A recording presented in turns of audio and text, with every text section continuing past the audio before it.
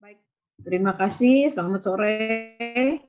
Shalom buat semua para hamba Tuhan yang sudah hadir di ruang seminar ini. Saya hari ini diberikan kesempatan. Terima kasih buat materi tentang problematika hamba Tuhan. Di sini ada suami saya. Kalau ada yang belum kenal, kita bisa ruangan ini hari ini. Ya, supaya saya ngomongnya bisa sedikit lebih keras. Jadi suami saya tidak terganggu. Pak John mau kasih kata sambutan dulu sedikit atau nanti terakhir? Silahkan. Nanti terakhir aja saya ikut melengkapi.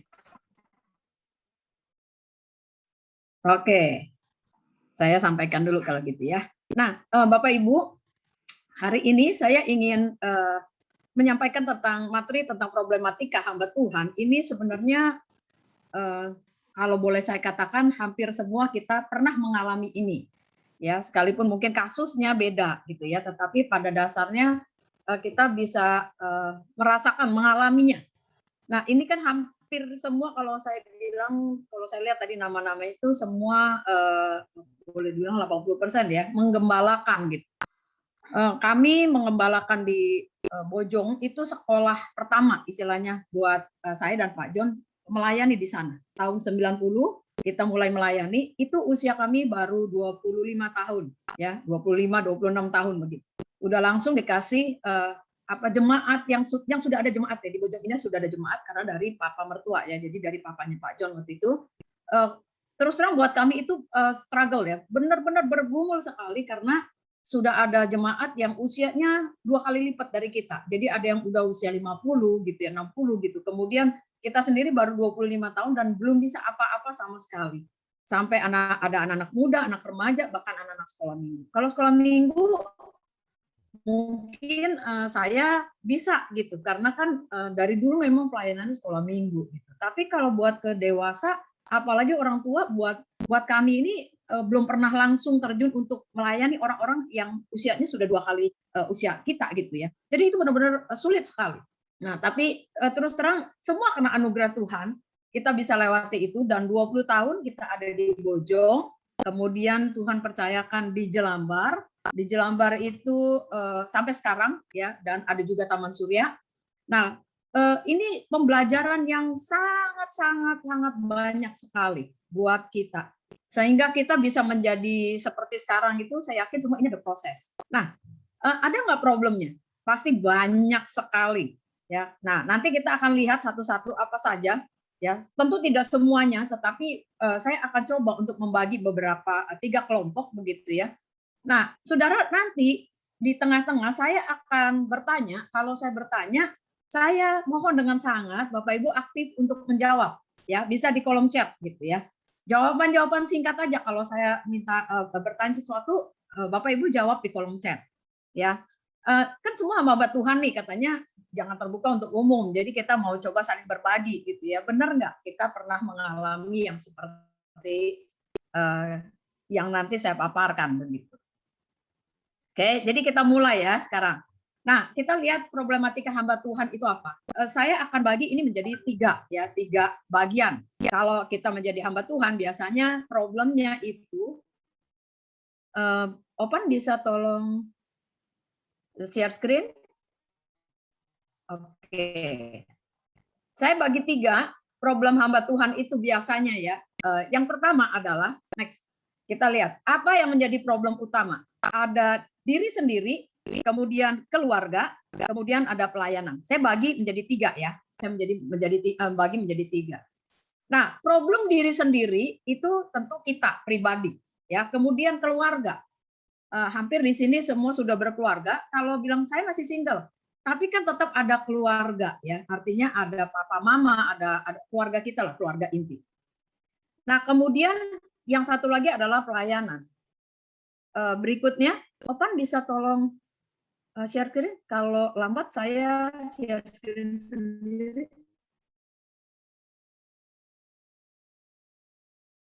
Supaya jangan lambat ini.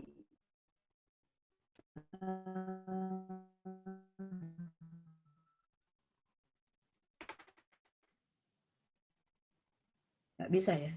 Bisa tolong dibantu?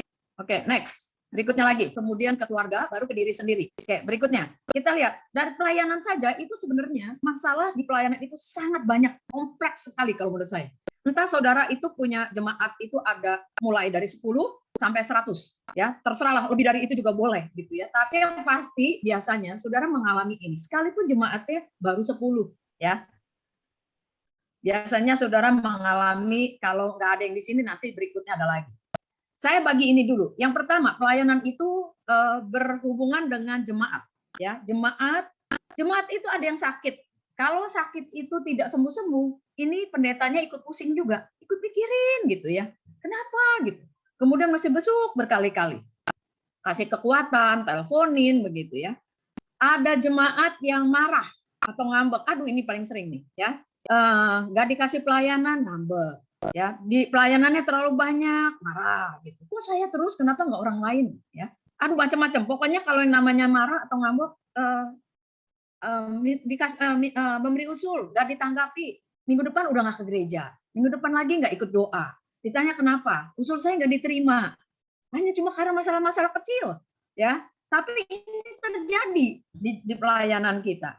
Kemudian jemaat berontak, atau kalau orang bilang sekarang tuh ngeyel, ya. Aduh, dibilangin nggak pernah mau dengar. Atau jemaat ini mudah tersinggung, sedikit aja. Gara-gara makanan, ya, ibu-ibu udah tersinggung, ya, segala macam. Nah, kemudian ada lagi, kita lihat lagi, jemaat yang model apa lagi? Next. Saudara, jemaat ini kan beragam ya. Jadi kalau orangnya 10 aja bisa 10 karakter. Yang berikutnya kita lihat. Yang berikutnya adalah masalah keluarga. Jadi artinya ini jemaatnya bermasalah dalam keluarga, ya. Bermasalah dalam keluarga. Saudara, kalau jemaat itu bermasalah dalam keluarga, tentu kita juga akan terus-menerus merasa, ini kenapa ya problem rumah tangganya nggak selesai-selesai. Ada aja. Nanti baru selesai, tenang sedikit, ada lagi. Nah, berhubungan lagi dengan masalah keuangan dari jemaat ini. Ya, jemaat ada masalah keuangan. Nah, masalah keuangan ini juga kadang-kadang menjadi problem. Jemaat ini kok ada masalah terus. Sekarang, saudara, banyak jemaat yang terlibat dalam pinjaman online. Di Jelambar kita sudah menangani beberapa. Waktu saya di Bojong, itu pun sudah pernah. Dulu namanya rentenir. Nah, itu sampai sulit sekali. Kita ikut juga menanganinya. Kenapa? Karena gembala katanya ya harus ikut turun, harus ikut menanganinya. Kalau enggak nanti kita disalahin. Ya, jadi mau tidak mau kita ikut juga. Kadang-kadang harus juga keluar dari kantong pribadi.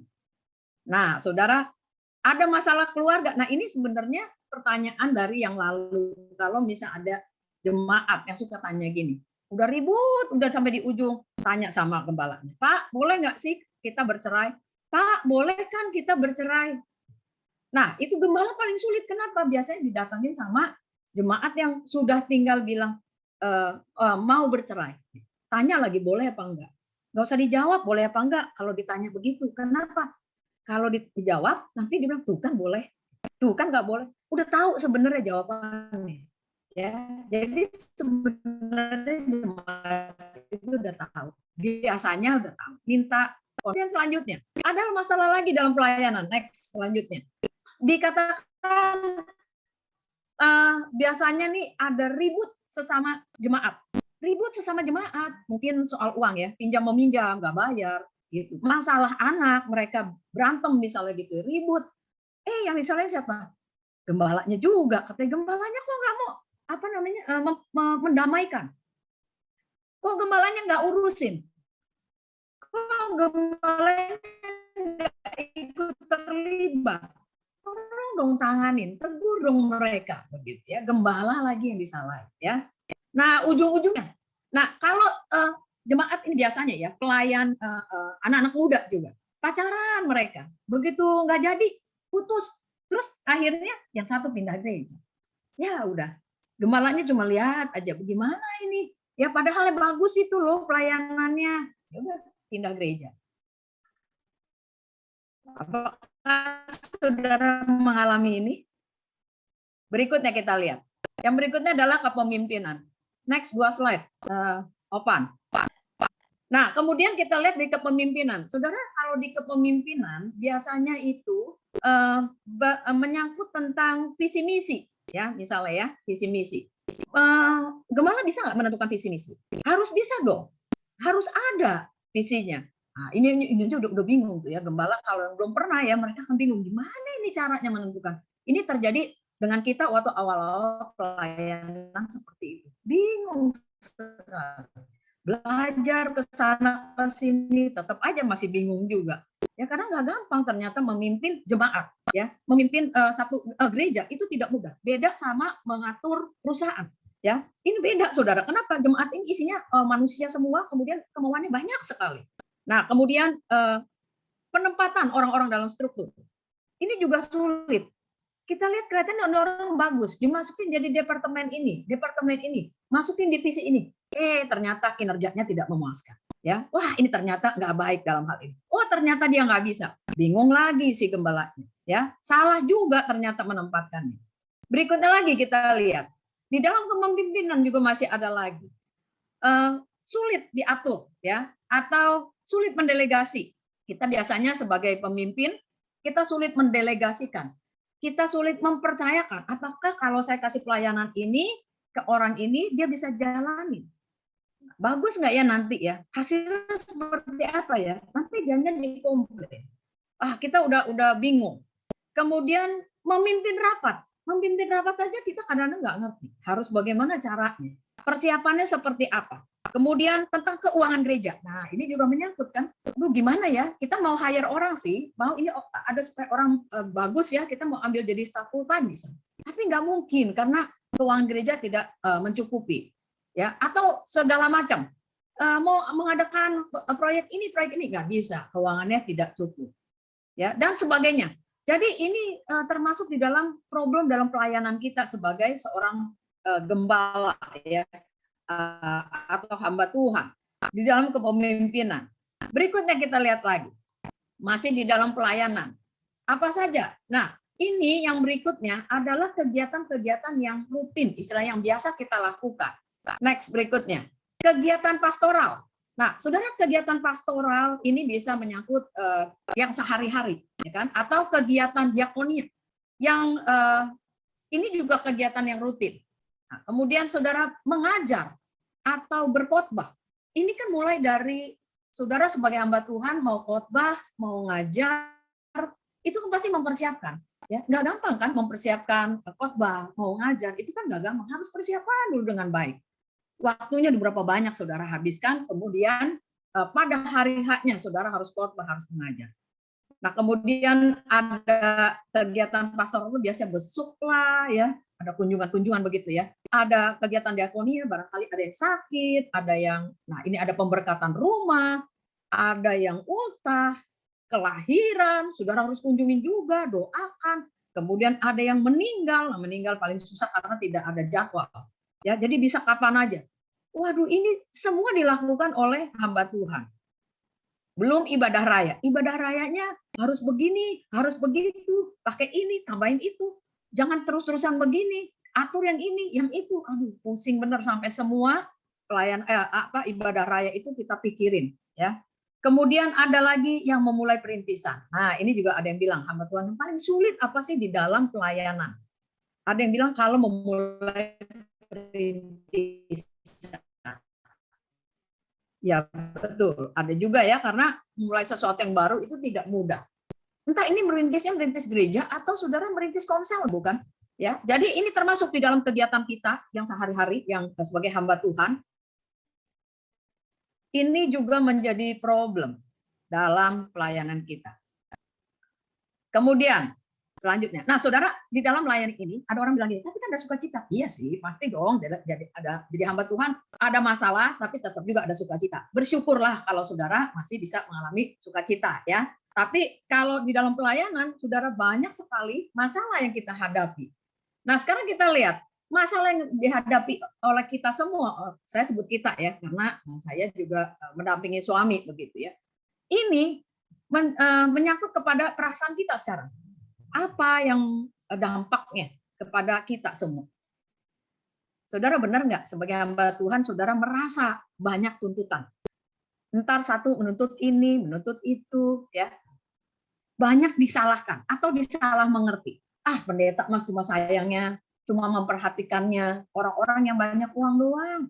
Orang-orang yang suka kasih ini itu, salah lagi. Padahal gembala itu udah sampai ke pelosok-pelosok, istilahnya besuk-besuk begitu ya. Memperhatikan semua jemaat. Tapi tetap aja dibilang memperhatikannya cuma yang kaya-kaya, yang banyak uangnya, yang suka kasih ini itu. Salah lagi, ya kan? Nah, kemudian pernah nggak difitnah?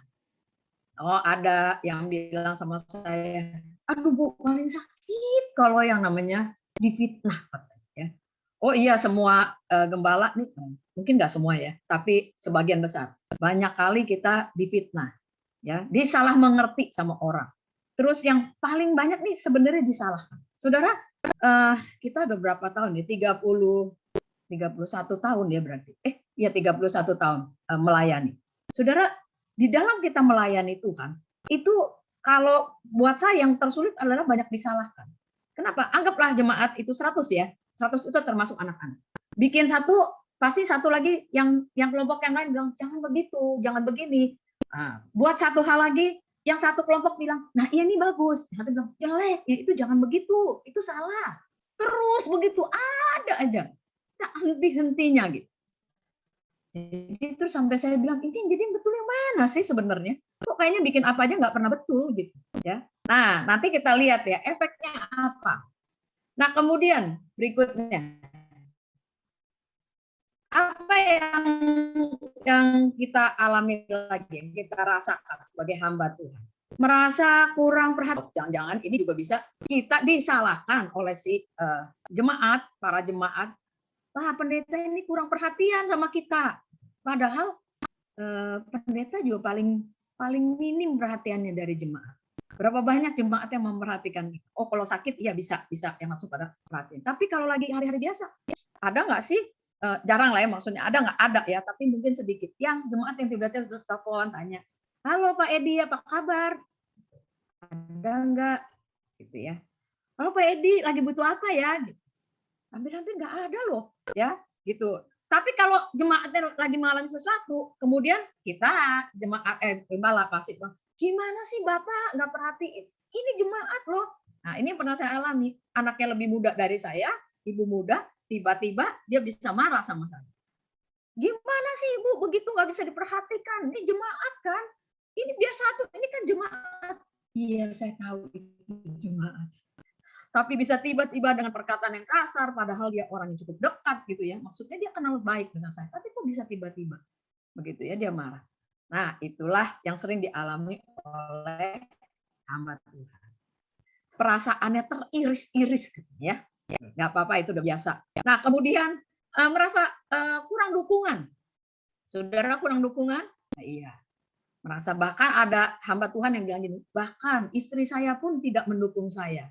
Anak-anak tidak mendukung saya, gitu ya. Ini saya pernah dengar ya dari seorang hamba Tuhan. Terus saya lagi berpikir apa iya? Waktu itu saya belum jadi hamba Tuhan, saya masih jadi kaum muda. Saya pikir apa iya, gitu ya. Jangan-jangan bentuknya saja yang tidak sama dengan apa yang diharapkan. Tapi dukungan kemungkinan diberikan dukungan ya oleh pasangannya. Nah, tapi ini dari jemaat juga. Biasanya jemaatnya tidak mendukung si gembalanya. Si gembala merasa, aduh, udah bikin segala macam, nggak didukung juga ya. Dihina pernah nggak? Aduh, ini mah jangan tanya deh Bu, udah sering katanya dihina atau dimaki. Nah tuh saya bilang tadi saya baru cerita ya, dimaki itu udah nggak pakai tedeng aling-aling istilahnya kalau orang Jawa bilang. Kalau udah dihina, orang maki itu bisa langsung tiba-tiba dia lagi marah sama keluarganya, dia telepon saya dimarahin. Ya, nah kemudian berkorban. Nah ini saya dalam tanda kurung saya pakai kata dengan terpaksa. Tadi ya kalau ada jemaat yang bermasalah dengan keuangan, kemudian harus gimana dong? Ya udahlah, gitu kan, berkorbanlah, gitu. Tapi kan dengan terpaksa, dalam tanda petik. Lah ini jemaat yang alami masalah, pinjaman paling menyebalkan kalau menurut saya. Udah pinjaman online ini kan sebenarnya rentenir. Gitu ya, udah tahu kejeblos, gali lubang tutup lubang, nggak ada yang bisa tolongin siapa? Gembalanya. Gembala harus bisa semuanya ternyata ya. Harus keluarin duit juga dari kantongnya pribadi. Waduh, sekalipun lagi mepet, ya sudahlah, gitu ya, kasih juga. Nah, kemudian kita lihat lagi dampaknya. Ini ya, ini tadi ke perasaannya hamba Tuhan, ini mentalnya juga kena nih, emosinya kita. Next, berikutnya. Jadi biasanya hamba Tuhan itu menyimpan kemarahan. Nah, ya, kesel marah tapi nggak bisa diluapkan. Masa marah-marah sama jemaat? Janganlah. Jadi yang dimarahin siapa? Istri dan anak-anaknya dimarahin di rumah tanpa mereka tahu perasaan apa sih sebenarnya gitu ya. Tiba-tiba marah aja ya. Nah, mudah-mudahan di sini enggak ya. Nah, tapi kadang-kadang kan tanpa kita sadari tiba-tiba marah. Kemudian perasaan kecewa. Oh, kecewa ini banyak. Berikutnya, Opan. Perasaan kecewa, kecewanya itu dengan berbagai masalah ya. Berbagai masalah sehingga kita merasa kecewa. Nah, kemudian kita merasa mudah tersinggung. Ya, sedikit-sedikit jadi mudah tersinggung. Kemudian bingung. Nah, ini pendeta pernah bingung nggak? Oh, paling banyak bingung katanya ya. Ada yang bilang merasa saya bingung, benar. Bingung apa? Menentukan menetapkan orang di dalam kepemimpinan misalnya ya. Bingung di dalam segala hal. Bingung bagaimana memulai sesuatu, melakukan harus memberikan keputusan dan sebagainya. Bingung, banyak bingungnya. Kelelahan akhirnya. Ya, secara fisik akhirnya lelah semuanya ya.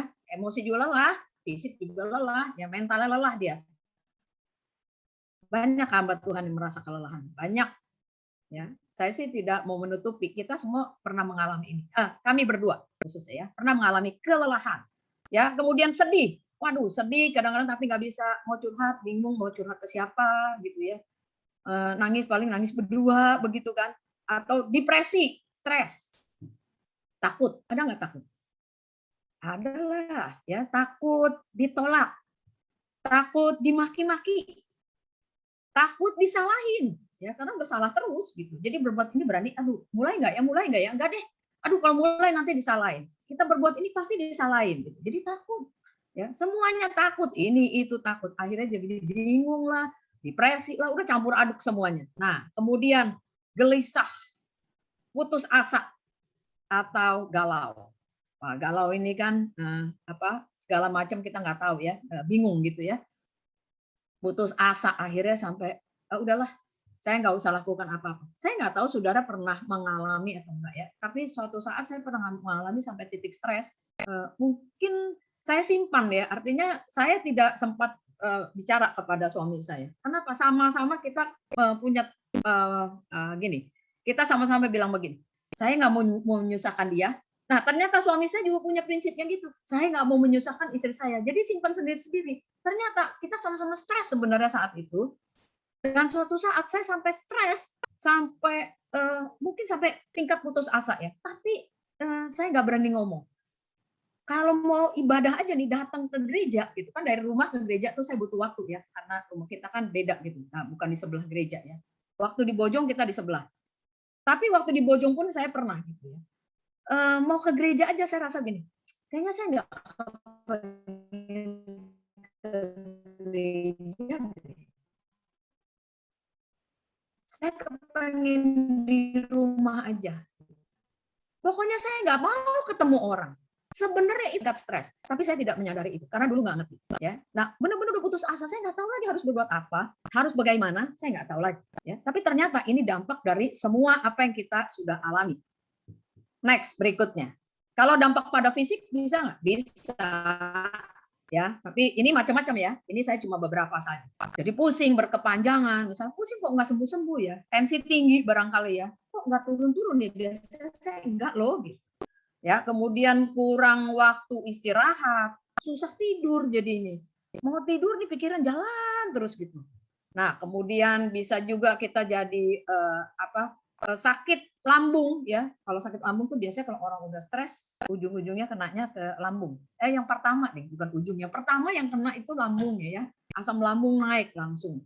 Berasa udah langsung nggak enak, mual, jantung jadi kayak berdebar-debar gitu. Jadi, nah itu karena semua efek dari sakit lambung. Kemudian imunitasnya jadi berkurang, gampang sakit.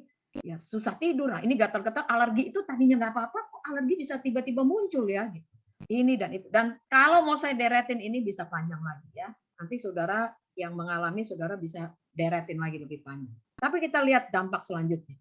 Dampak yang lainnya. Next berikutnya. Nah, saudara, dampak selanjutnya ini adalah relasi atau hubungan.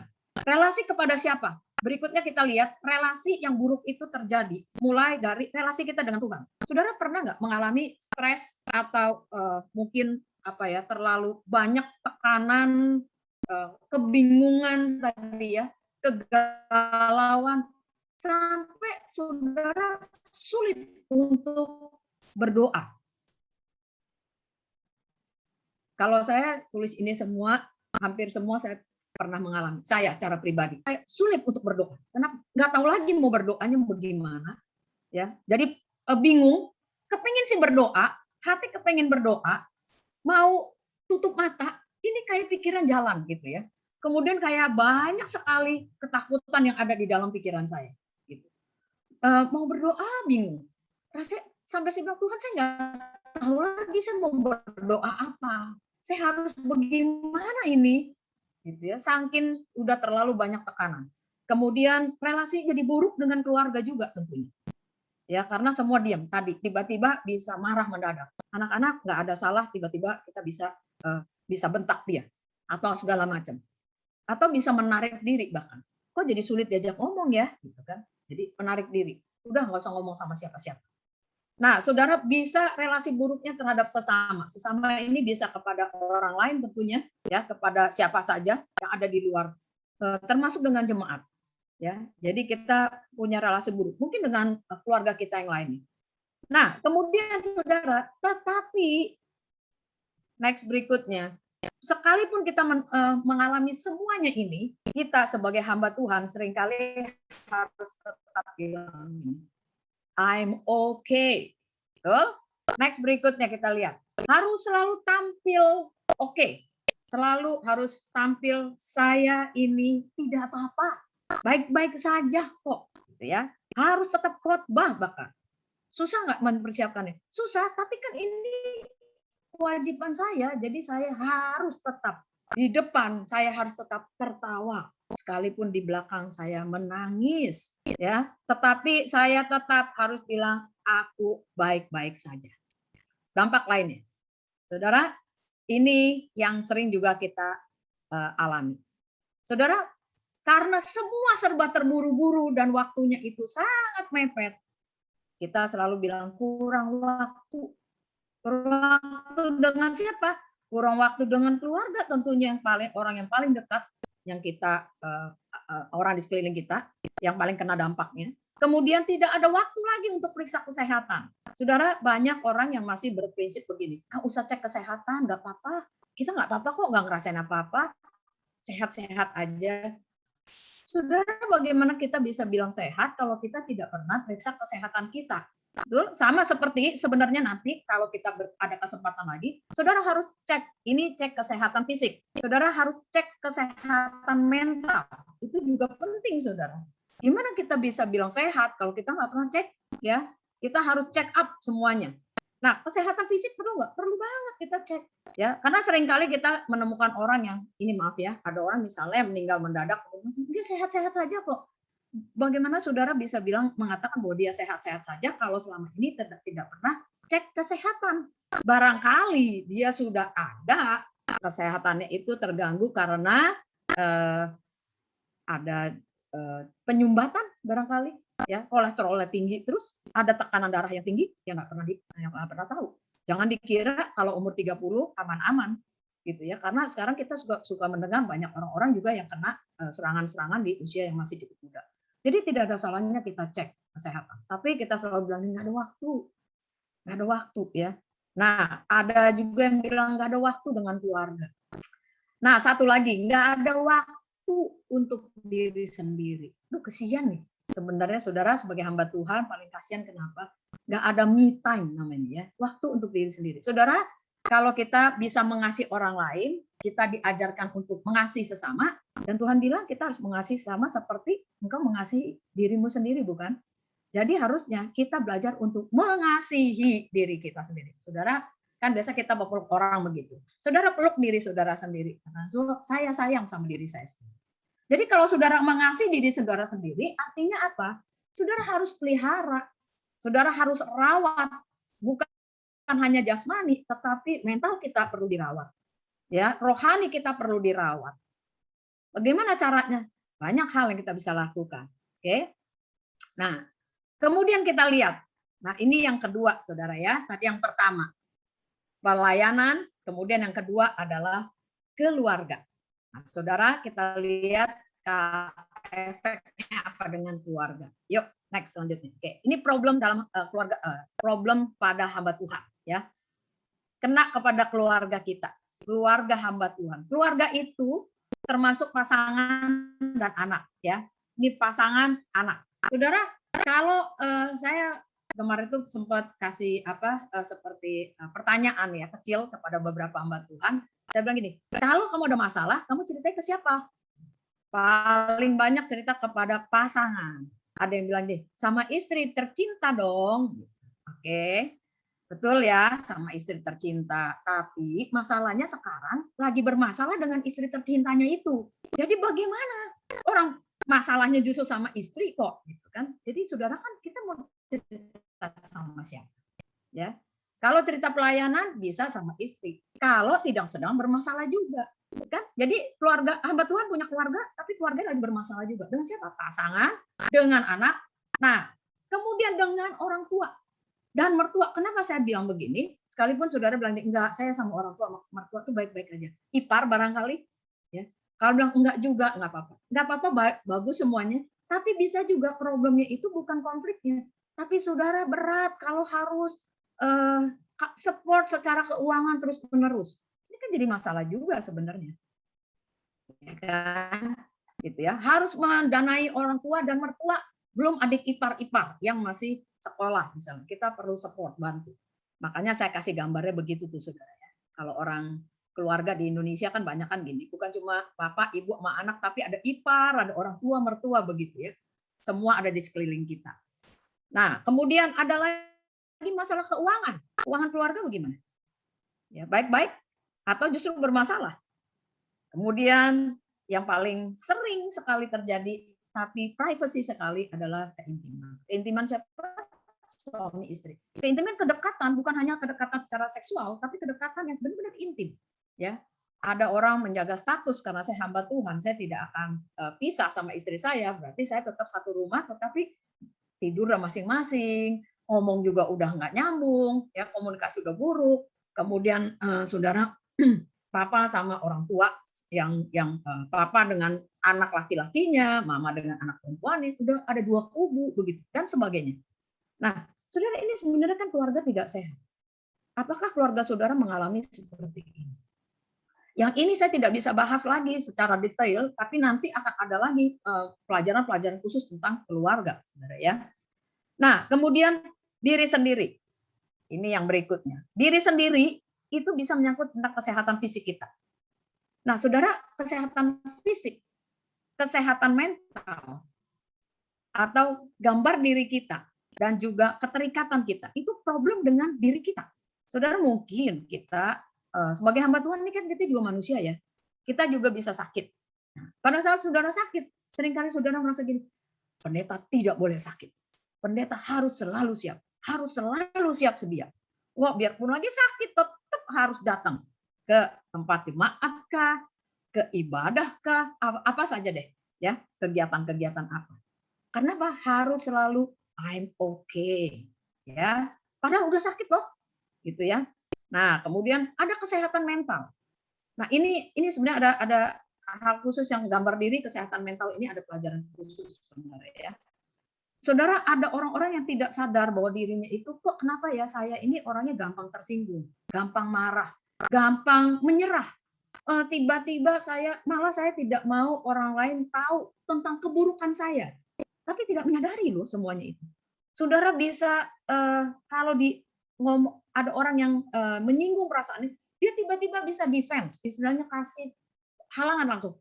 Enggak, saya enggak begitu. Enggak, cuma orang-orang sana sini terus tutup begitu. Kenapa bisa begitu? Pasti ada latar belakangnya, saudara. Pasti ada penyebabnya sebelumnya. Sehingga gambar diri kita itu menjadi buruk. Orang yang rendah diri. Tapi kita nggak mau ketahuan kita rendah diri. Caranya gimana? Oh, saya harus kalau khotbah, saya harus bilang saya gitu. Saya orang yang berhasil di dalam membimbing keluarga saya, misalnya gitu. Saya sudah berhasil di dalam, tapi sebenarnya di belakangnya jangan-jangan dia adalah orang yang banyak gagal, tapi dia tidak mau kegagalan itu diketahui oleh orang. Ya, tidak berani mengakui bahwa saya memang orang yang seperti ini apa adanya. Dan tidak bisa sembuh. Karena apa? Karena nggak tahu sakitnya itu apa.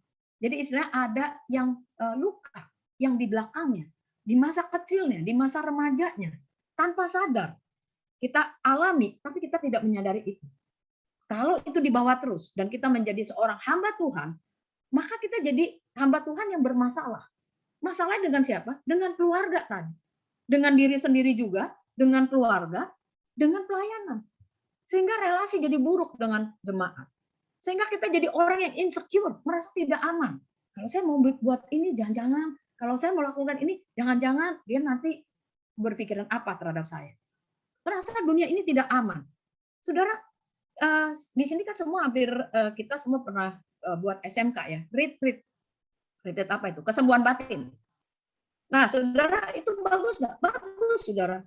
Ya, tapi sebenarnya nggak bisa satu kali dan harus diperpanjang. Nah, itu butuhnya yang namanya konseling ya, supaya orang ditolong. Kalau saudara konseling itu saudara artinya ditolong untuk menemukan masa lalu saudara yang mungkin ada yang hilang, misalnya, atau ada yang luka, ya, emosi-emosi kita ada yang luka. Nah, itu ditolong supaya ketemu, supaya akhirnya kita bisa tahu, oh, ternyata saya pernah mengalami seperti ini dan bagaimana cara mengatasinya, sehingga kita bisa sembuh. Nah, saudara, itu adanya di dalam pribadi kita. Ini bisa pulih, bisa benar-benar sehat. Ya, kemudian gambar diri kita juga jadi bagus. Ini karena berhubungan. Kalau mental kita tidak sehat, gambar diri kita nggak bagus. Kita merasa orang yang paling gagal, tapi nggak kelihatan. Ya. Nah, kemudian keterikatan, terikat dengan apa? Jangan-jangan ada yang terikat dengan, kalau pria kebanyakan kan pornografi. Ada yang keterikatan dengan zat kimia apa? Ya, saya tidak tahu apa saja keterikatan. Masturbasi misalnya, onani dan sebagainya. Ini kan nggak pernah ketahuan. Kenapa? Disimpan. Privacy, very privacy, sangat benar-benar ini benar-benar pribadi. Nggak mau sampai orang lain tahu. Ya, bahkan kalau ada istri atau suami nggak bakal cerita hal seperti ini. Betul?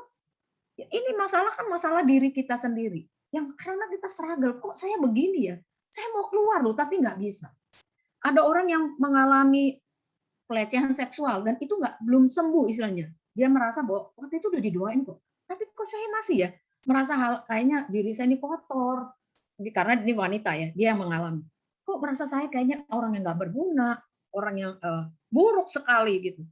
Nah, ternyata itu belum sembuh 100%. Jadi sehingga dia terus-menerus mengalami problem di dalam diri. Dia merasa dirinya itu tidak layak. Dia mau melayani Tuhan, tapi dia mundur lagi gitu. Kayaknya saya nggak bisa. Saya kayaknya bodoh deh. Saya kayaknya, kotor, tidak layak di hadapan Tuhan. Terus begitu. Nah, saudara, itu perlunya harus dikonseling supaya dia bisa menemukan dan sampai dia terbebaskan.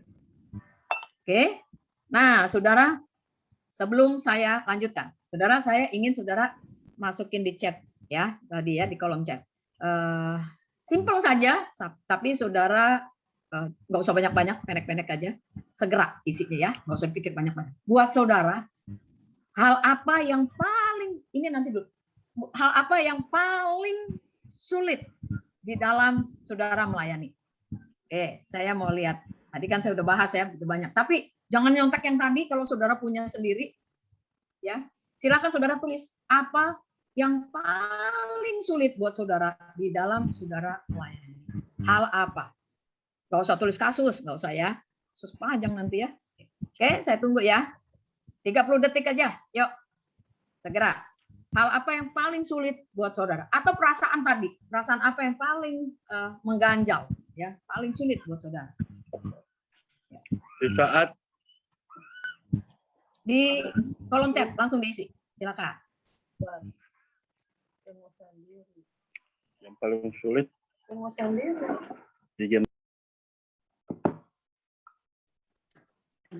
ditulis di kolom chat ya Bapak Ibu ya.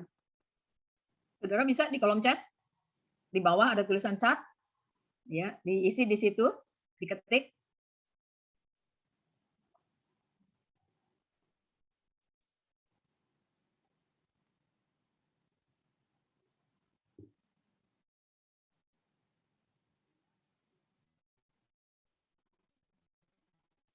Perasaan fitnah,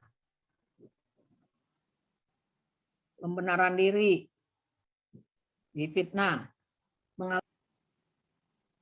disalah mengerti,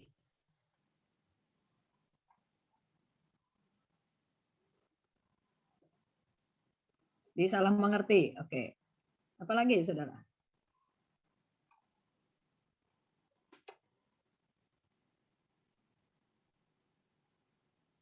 Direndahkan karena suku. Oke. Nah, ini berantem sesama jemaat. Bagaimana cara mempertahankan kualitas jemaat ya? Mudah putus asa. Mengorbankan perasaan, merasa tidak didukung. Oke.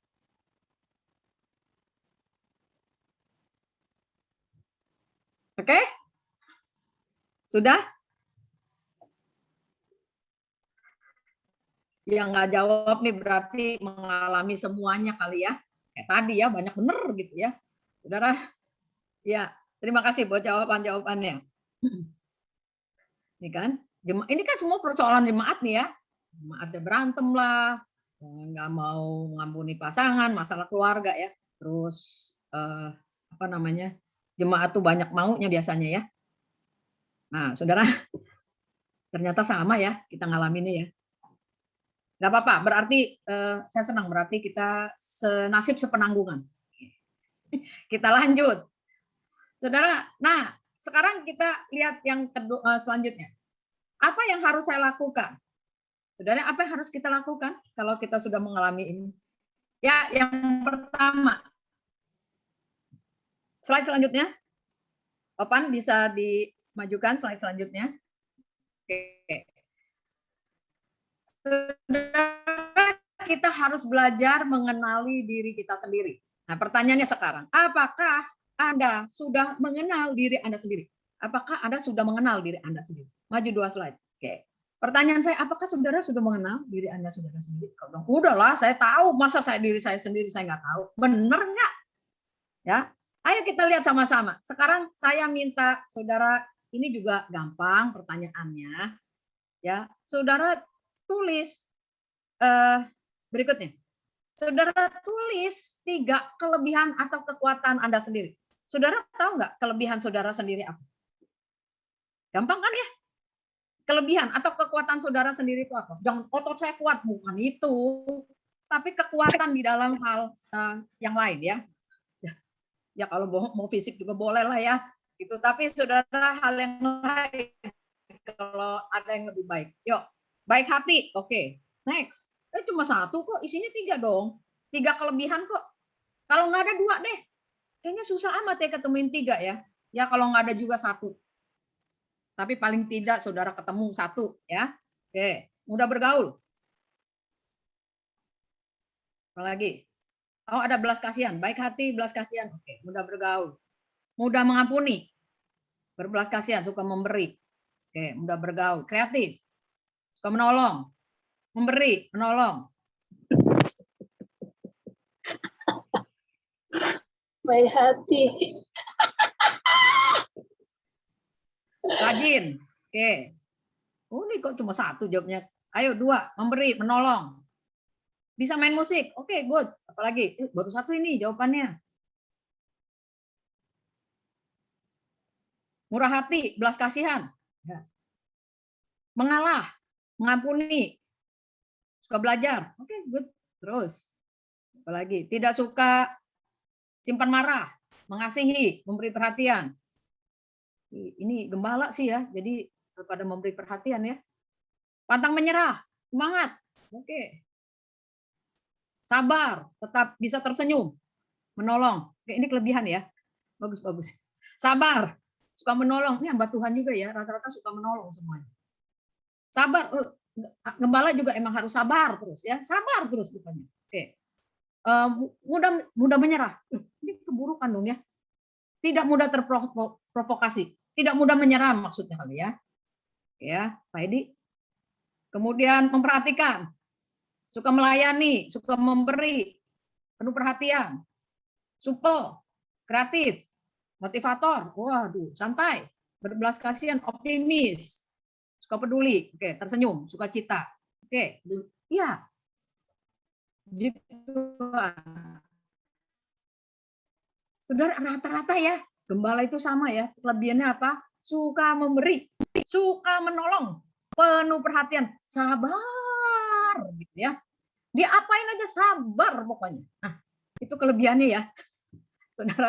Saudara tahu nggak sebenarnya kekuatan Anda sendiri itu apa? Pertanyaan saya ya, satu lagi. Kalau waktu saudara menuliskan ini, 3 kelebihan atau kekuatan saudara susah atau gampang menemukannya sebenarnya? Ya, susah atau gampang? Kalau berpikir nih, saya punya kelebihan apa ya? Susah atau gampang sebenarnya? Bisa 2 kemungkinan. Saudara susah menemukan karena kemungkinan begini. Karena budaya kita itu tidak biasa untuk mengatakan bahwa saya punya kelebihan ini, saya punya kekuatan ini. Itu buat kita tuh apalagi dulu waktu kita sekolah ya. Kalau kita sekolah tuh kalau bilang nih, kamu kekuatan, sorry jangan di ini dulu, Opan, terlalu cepat. Kalau budaya kita itu dulu, kita seringkali begini mengatakan bahwa, oh kalau kamu ngomongin kekuatan kamu, kelebihan kamu, itu kamu sombong namanya. Enggak lah, kamu nggak begitu, kamu sombong. Jadi akhirnya apa? Akhirnya kita tidak mau mengeluarkan apa yang menjadi kekuatan kita. Ya, tapi kalau suruh cari kejelekan ya boleh, cari gampang. Nah makanya tadi suruh cari 3 aja susah bener. Ya dapatnya cuma 2, 1 gitu. Dan rata-rata hampir semua bilangnya sabar, penuh perhatian. Jangan-jangan saudara punya kelebihan yang lain.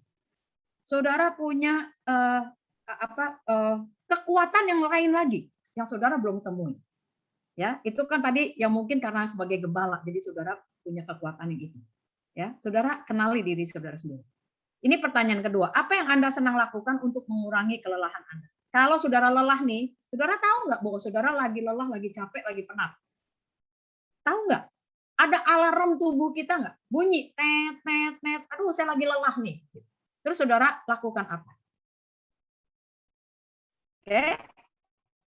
Boleh jawab dengan cepat. 30 detik aja. Yuk. Mancing. Bagus nih, mancing. Oke. Pelariannya mancing. Oke, tidur. Tidur. Kalau bisa tidur ya. Tidur. Oke. Terus apalagi? Olahraga. Makan, nonton. Oke, bagus. Tidak memikirkannya, tidur. Jalan-jalan. Jalan-jalan, gosok bahu. Oh iya. Main musik. Oke. Bercanda sama teman. Jalan-jalan. Oh, pelihara hewan. Bagus juga. Nyanyi. Main musik. Menyembah. Ini karena pendeta semua ya. Oh, ada yang ngopi. Oke, ngopi-ngopi. Ajak saya nanti ya. Tidur. Ngobrol. Oke. Bisa. Oh ya, jalan-jalan. Kasih makan ikan. Bagus juga ini ya. Lihat TikTok. Oh, bagus. Ada yang berladang. Ya, kalau di desa masih bisa berladang. Baca renungan. Waduh, berburu ke hutan. Nah, kalau ada hutan boleh. Kemudian baca buku ke mall. Sama istri boleh, asal jangan belanja banyak-banyak. Doa. Ini karena gembala juga ya. Kalau lagi stres pasti doa gitu ya, nyanyi, muji Tuhan, menyembah gitu ya. Enggak apa-apa, boleh, bagus, istirahat, tidur. Ya, kalau saudara lagi dalam keadaan sakit, saudara temukan. Mental saudara sakit, lelah, capek. Saudara bisa tahu diri saudara sendiri itu sakitnya di mana, lelahnya sampai seperti apa yang harus saudara lakukan. Nah, itu bagus. Jadi kalau saya paling senang kalau udah lelah, saya mijit. Nah, gitu ya. Saya paling senang kalau pijit badan gitu ya. Apalagi kalau mijit suami saya, itu udah enak sekali dan nyaman sekali, gitu ya. Nah, supaya ntar malam saya dipijitin lagi sama suami saya. Nah, saudara udah pokoknya paling enak. Jadi saudara bisa menemukan sendiri apa saja kira-kira yang menjadi apa ya artinya saudara kalau capek itu saudara larinya kemana gitu ya, tapi harus hal positif ya tentunya ya. Nah, berarti saudara sudah mulai bisa mengenali diri Anda sendiri. Oke, kalau enggak saya bingung, saya ngapain ya? Iya, saya nggak tahu juga lu kalau saya capek. Bahkan kadang-kadang nggak merasa bahwa dirinya udah terlalu lelah. Next. Kita lihat lagi selanjutnya. Saudara, selanjutnya kalau saudara bilang saudara udah mengenal diri saudara sendiri. Benar enggak? Kita lihat lagi. Tes kepribadian. Saudara udah tahu kepribadian saudara seperti apa? DISC, dominan, intim, stabil, cermat. Sudah tuh apakah kita sudah menemukan karunia rohani? Karunia rohaninya apa? Talentanya apa? Kemudian panggilan Tuhannya apa? Bahasa kasih saudara apa? Ada emang bahasa kasih? Ada, saudara. Bahasa kasih kita setiap orang berbeda. Gitu ya. Pola asuhnya apa? Latar belakang saudara yang membentuk saudara seperti apa? Saudara tahu nggak? Saudara kenal nggak itu? Kalau nggak, saudara bertanya, berarti saya kenal nggak ya sama diri saya sendiri? Jangan-jangan kita belum kenal sama diri kita sendiri. Oke? Sampai kita juga nggak tahu panggilan kita apa ya. Karunia rohani saya apa ya? Oh, saya nggak tahu ya. Oke, nah ini ada tes sendiri, ada pelajarannya sendiri. Next, berikut. Soal manajemen waktu. Saudara, waktu ini harus, ini berbicara prioritas. Bagaimana saudara mengatur waktu? Saudara mengatur waktu itu ada yang mendesak, ada yang penting, tidak penting, ada yang kurang penting begitu ya, atau ada yang di-delete. Yang sebenarnya itu tidak perlu kita lakukan. Atau bisa orang lain yang lakukan, tapi saya lakukan sendiri. Itu bisa didelegasi harusnya. Tapi saudara kerjakan sendiri semuanya, sehingga saudara kelelahan. Nah, waktu untuk diri sendiri buat keluarga pelayanan itu prioritasnya di mana? Berapa banyak? Berapa persen? Maaf saudara, seringkali kita menjadi hamba Tuhan. Waktu buat keluarga itu benar-benar di nomor sekian. Bahkan kalau kita pergi sama keluarga, kemudian keluarga kita itu rekreasi bersama dengan keluarga, itu istilahnya dalam tanda petik diselipin, ya kan? Diselipin aja nanti sekalian pelayanan, diselipin. Diselipin itu ada satu yang bolong tuh diselipin sip gitu masuk.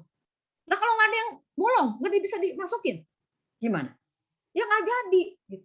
Kenapa tidak disengaja dibuat? Ini waktu buat keluarga saya.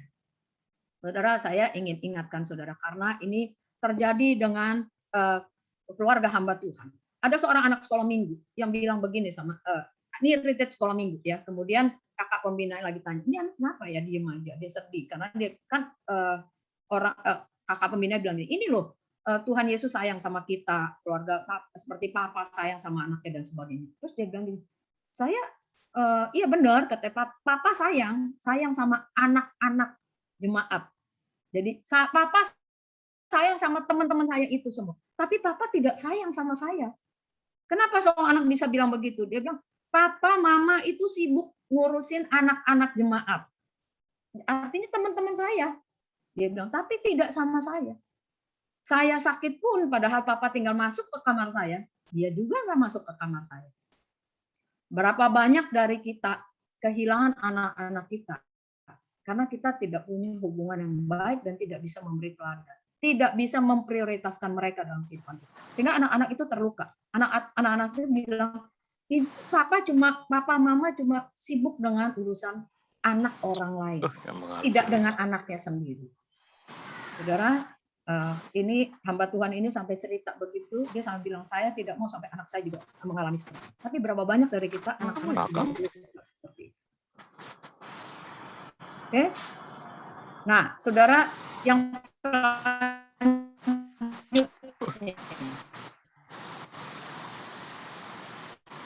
kita lihat yang ketiga. Saudara masih bisa dengar suara saya? Tes 1 2.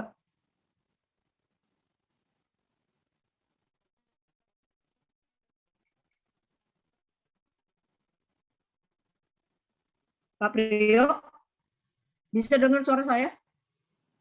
Ya, masih bisa. Masih bagus, Bu. Ya, saya lanjut. Yang ketiga, oke. Ya. Yang ketiga, istirahat. Apa yang Tuhan lakukan kepada Elia? Kita belajar kepada Elia saja kalau yang istirahat. Yuk kita baca 1 Raja-Raja 19 ayat 4-6. Bisa tolong satu orang bacakan? Mungkin Pak Priyo aja ya yang bisa karena udah langsung di-unmute. 1 Raja-Raja 19 ayat 4 sampai 6. Saudara, nanti ini saya masukkan sedikit tentang teknik konseling yang kemarin Ibu Siska sampaikan, ya. Ini saya bahas sedikit. Pak Priyo bisa tolong bacakan? Ya, 1 Raja-Raja 19 ayat 4 sampai 6, firman Tuhan berkata seperti ini. Tetapi ia sendiri masuk ke padang gurun sehari perjalanan jauhnya, lalu duduk di bawah sebuah pohon arar. Kemudian ia ingin mati, katanya, cukuplah itu. Sekarang ya Tuhan, ambillah nyawaku. Sebab aku ini tidak lebih baik daripada nenek moyangku. Sesudah itu ia berbaring dan tidur di bawah pohon arar itu, tetapi tiba-tiba seorang malaikat menyentuh dia serta berkata kepadanya, bangunlah, makanlah. Ketika ia melihat sekitarnya, maka pada sebelah kepalanya ada roti bakar dan sebuah kendi berisi air. Lalu ia makan dan minum, kemudian berbaring pula. Tuhan. Oke. Saudara, kita belajar dari Elia. Saudara, Elia itu terlalu lelah. Dia ketakutan. Saudara, biasanya kalau kita sudah waktu bersama dengan Tuhan, kemudian kita, dan saudara tahu kisah ini kan, ya, bahwa dia di Baal yang ratusan begitu. Dia menghadapinya sendiri dan dia harus mengerjakannya sendiri semuanya, sehingga dia terlalu lelah. Tapi suatu saat dia ketakutan, dia terlalu lelah, dia ketakutan, kemudian putus asa, bahkan dia minta mati. Ambil aja nyawa aku, Tuhan. Itu sampai dia udah putus asa kan, depresi, putus asa dia. Tapi apa yang Tuhan lakukan? Waduh, bersyukur benar Tuhan kasih dia bisa tidur. Saudara, tidur, saudara. Tidur, dia benar-benar tidur yang benar-benar tidak melakukan apa-apa. Pekerjaan yang sangat sederhana. Kalau saudara masih bisa tidur dengan nyenyak saat saudara lagi stres, wah, saudara bersyukurlah kepada Tuhan. Betul. Kenapa? Karena itu sangat menolong kita. Pada saat kita tidur dengan nyenyak, dengan tenang, saudara, artinya benar-benar peaceful. Tidur dengan nyenyak, saudara. Waktu kita bangun, kita bisa lebih fresh. Waktu bangun, dikasih apa? Dikasih makan. Ini hal-hal yang jasmani kan sebenarnya. Jadi saudara jangan pikir saudara kalau hamba Tuhan tuh kalau tidur atau makan dosa lu, kamu mestinya berdoa, mestinya menyembah Tuhan kalau lagi capek juga.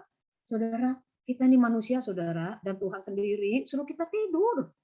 Tidur, ada saatnya kita tidur, istirahat, enggak apa-apa. Dan dikasih makan. Habis itu dia berbaring lagi. Baru dikasih makan lagi, baru dia berjalan. Oke, jadi ini hal yang baik saudara kita pelajari. Nah, saudara, di kitab selanjutnya waktu Tuhan Yesus menyuruh murid-muridnya, Markus 6 ayat 31, Yesus juga suruh kita tidur. Saudara, kita tahu nggak kalau sebenarnya Tuhan kasih 6 hari kerja, 1 hari itu istirahat. 1 hari istirahat. Nyatanya banyak hamba Tuhan melanggar itu. Melanggar hari Sabat, saudara, 1 hari aja. 6 hari boleh kerja, 1 hari istirahat. Istirahat apa? Istirahat, benar-benar istirahat. Kita enggak istirahat, handphone kita masih di samping terus.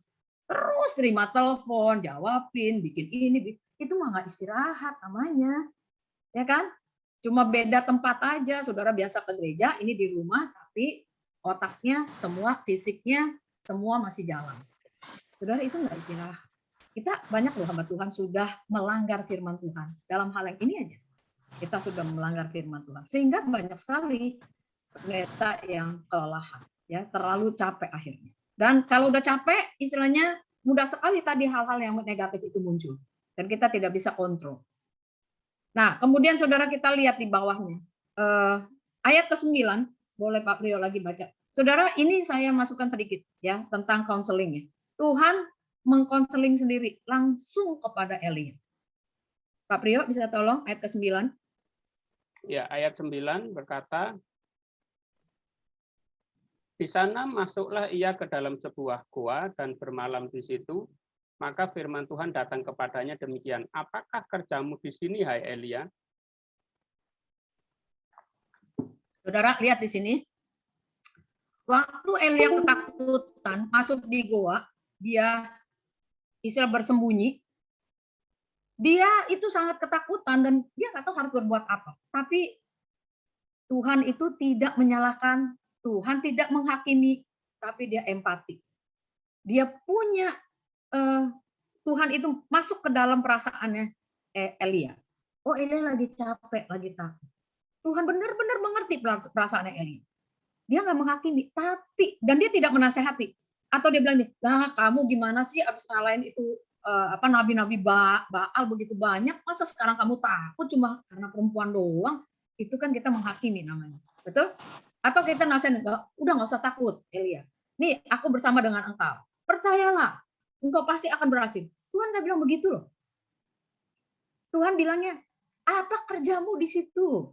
Elia, kamu lagi ngapain?" Saudara, ini kan satu hal yang baik, saudara. Ini yang disebut namanya teknik konseling yang kemarin diajar. Bukan langsung kasih nasihat, bukan menghakimi, tapi dikasih pertanyaan. Sehingga Elia mikir, lagi ngapain ya saya? Oh, dia mulai cerita tuh, semuanya dia keluarin unek-unek dia. Ya, begitu udah selesai semuanya, barulah Tuhan tolong dia. Oke, nah ini bagaimana Tuhan mengkonseling. Jadi ini cara-caranya.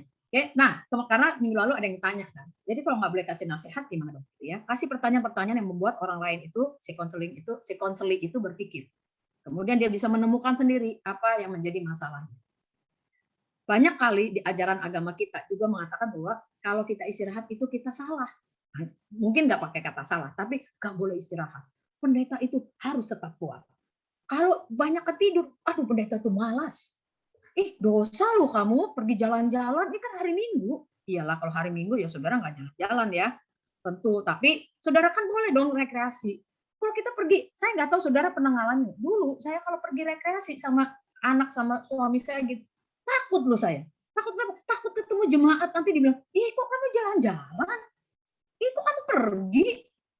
Enak-enak jemaatnya ditinggalin. Waduh, itu perasaan saya jadi nggak enak gitu. Jadi saya akhirnya udahlah nggak usah pergi jalan-jalan, nggak usahlah kemana-mana. Sampai satu kali saya diajak sama adik saya pergi ke Bali waktu itu. Saya ingat benar, kita semua dikasih free bebas 5 hari, nggak bayar apa-apa, satu paket satu. Saya bilang sama adik saya, ini baru yang namanya jalan-jalan. Udah, saya nggak mau tahu lagi bagaimana caranya orang menilai saya. Tapi saya bilang, Tuhan terima kasih, saya diajar untuk yang namanya beristirahat. Nikmati waktu kebersamaan dengan keluarga. Kalau lagi piknik sama-sama jalan-jalan, jangan sibuk dengan urusannya lagi. Kembali lagi telepon sana, telepon sini. Anaknya lagi main. Nggak diajak main, nggak diajak ngobrol. Pergi masing-masing. Itu nggak kebersamaan. Oke, nah saudara, mulai hari ini saudara coba ambil waktu dengan baik. Supaya kita semua punya waktu yang lebih baik dengan anak-anak kita, dengan keluarga kita. Oke, nah kemudian kita lihat Markus 6 ayat 31. Next berikutnya ada slide. Markus 6 ayat 31. Saya saja langsung bacakan. Dikatakan begini. Lalu ia berkata kepada mereka, ini Yesus sendiri yang berkata, marilah ke tempat yang sunyi supaya kita sendirian dan beristirahatlah seketika. Saudara, di situ banyak sekali orang dan Yesus itu bersama dengan muridnya terlalu lelah. Terus Tuhan bilang, ayo kita menyingkir sebentar, beristirahat. Artinya apa? Istirahat tuh boleh, nggak apa-apa, ya, nggak salah. Kenapa? Kayak pisau kalau sudah mulai puntul diasah lagi supaya tajam lagi, sehingga bisa buat potong lebih tajam lagi. Saudara, mari kita lanjutkan. Kita teruskan. Yang keempat, sahabat. Saudara, ini yang paling kalau menurut saya buat seorang hamba Tuhan mungkin sulit ya. Sahabat yang saya katakan adalah sahabat yang benar-benar sahabat. Apakah Anda memiliki 2 atau 3 orang saja? Nggak usah banyak-banyak. Sahabat, namanya sahabat nggak usah banyak-banyak ya. Benar nggak saudara punya sahabat yang bisa dipercaya, tulus, dan bisa menegur dengan kasih? Benar-benar saudara punya sahabat. Punya nggak? Sahabat yang bisa, kalau saudara punya masalah nih, saudara bisa ceritakan kepada orang itu, dan saudara yakin orang itu akan bisa jaga rahasia. Dan kalau perlu menegur, dia akan bisa menegur saya. Ada nggak sahabat yang seperti itu? Biasanya seorang gembala itu paling jaim. Jujur aja deh, paling jaim ya. Kenapa? Ya gimana? Saya mau ngobrol sama siapa? Mau terbuka dengan siapa? Jemaat nggak mungkin. Staf full time nggak mungkin juga. Sama siapa? Sesama jemaat. Sesama gembala. Nanti apalagi sesama gembala GPKDI, jangan-jangan nanti dia ceritain ke orang lain, ketahuan lah saya semua. Wah, udah. Sampai sulit sekali mencari benar-benar yang namanya sahabat. Saudara, katanya begini, pepatah bilang, next selanjutnya. Ini saya tulis di slide. Katanya sih begini ya, pepatah itu bilang, hamba Tuhan itu adalah orang yang sering merasa kesepian. Saya nggak tahu saudara mengalami ini. Saudara bilang, enggak, di sekeliling saya ramai, ada anak, ada istri saya, betul. Tapi saudara seringkali, saudara coba deh merenung sendirian, saudara merasa, siapa ya yang jadi sahabat saya? Siapa ya yang jadi teman dekat dengan saya? Selain istri ya, selain anak. Kenapa saudara? Bukan nggak boleh, tapi tadi saya katakan, kalau saudara justru lagi konflik dengan pasangan saudara, saudara ngomongnya ke siapa? Saudara sesama pria kan butuh ngobrol, sesama wanita kan butuh ngobrol gitu kan. Butuh ada sesuatu yang perlu dicurahkan isi hati saudara. Ada nggak? Kalau tidak ada, hari ini saudara mulai bangun, ya, mulai jalin hubungan. Nah, paling bagus emang beda bukan dari GPKDI, tidak apa-apa. Yang penting saudara punya sahabat, ya, yang benar-benar bisa akuntabel, artinya ya, yang otentik, yang benar-benar asli, murni, nggak tutup-tutupin, ya. Jadi bisa benar-benar terbuka. Ini memang nggak gampang saudara buat hamba Tuhan, tapi ini sangat dibutuhkan supaya saudara punya komunitas yang benar. Ya, sahabat itu nggak perlu banyak, 2 atau 3, 1 juga boleh kalau sampai ada. Tapi kalau 2 kan lebih baik, ya. Nah, kemudian selanjutnya, saudara apa harus dilakukan oleh seorang hamba Tuhan? Tingkatkan pengetahuan. Saudara, pengetahuan itu bisa formal, bisa informal. Pengetahuan apa aja? Tentang kepemimpinan kah? Tentang pernikahan kah? Pengetahuan tentang firman Tuhan kah? Tentang apa saja. Kalau saudara nggak mengerti dalam hal kepemimpinan, saudara bisa belajar. Belajar itu bisa informal, ya kan? Apalagi sekarang seminar banyak. Saudara mau belajar tentang apa? Kepribadian, saudara bisa cari. Tapi cari yang Kristen, cari yang artinya benar-benar bisa mendukung pelayanan saudara. Ya, kalaupun umum, saudara harus tahu bahwa itu benar bisa mendukung pelayanan saudara. Kalau saudara tahu panggilan saudara, saudara akan mengikuti pendidikan, pengetahuan apapun yang saudara ikutin, itu fokus kepada panggilan saudara. Dulu saudara saya, karena saya suka belajar dan saya suka ikut ini itu gitu ya, apalagi sejak pandemi 1,5 tahun ini. Waduh, saya istilahnya hampir tiap hari saya cari di mana lagi ada seminar, ada apa lagi saya ikut semua. Setelah berapa bulan terus saya pikir nggak boleh begitu, nggak boleh. Saya harus fokus kepada panggilan saya. Panggilan saya apa? Kalau panggilan saya sebagai konselor, saya harus fokus. Saya belajar, saya tambah ilmu saya yang banyak, pengalaman saya yang banyak itu di bidang konseling. Nggak boleh semuanya saya ikutin. Jadi akhirnya terus saya benar-benar saya press, saya ambil sedikit yang benar-benar yang itu menolong buat mendukung pelayanan saya, mendukung dalam pengembalaan, mendukung buat panggilan saya, itu saya masukin ilmu-ilmu yang lain. Ya, ilmu-ilmu yang berhubungan dengan panggilan saya maksudnya. Nah, akhirnya saya bisa menjadi lebih qualified, artinya lebih berkualitas. Kalau enggak, ya banyak tapi enggak terarah begitu. Ya. Nah, saudara, yang terakhir adalah pemuritan. Nah, kalau memuridkan ini, saudara, ini juga ada sesi sendiri sebenarnya untuk kita belajar. Tapi yang pasti fokusnya itu kalau pemuritan itu adalah menghasilkan pengikut Kristus yang sejati. Saudara, sekali lagi, menghasilkan pengikut Kristus yang sejati.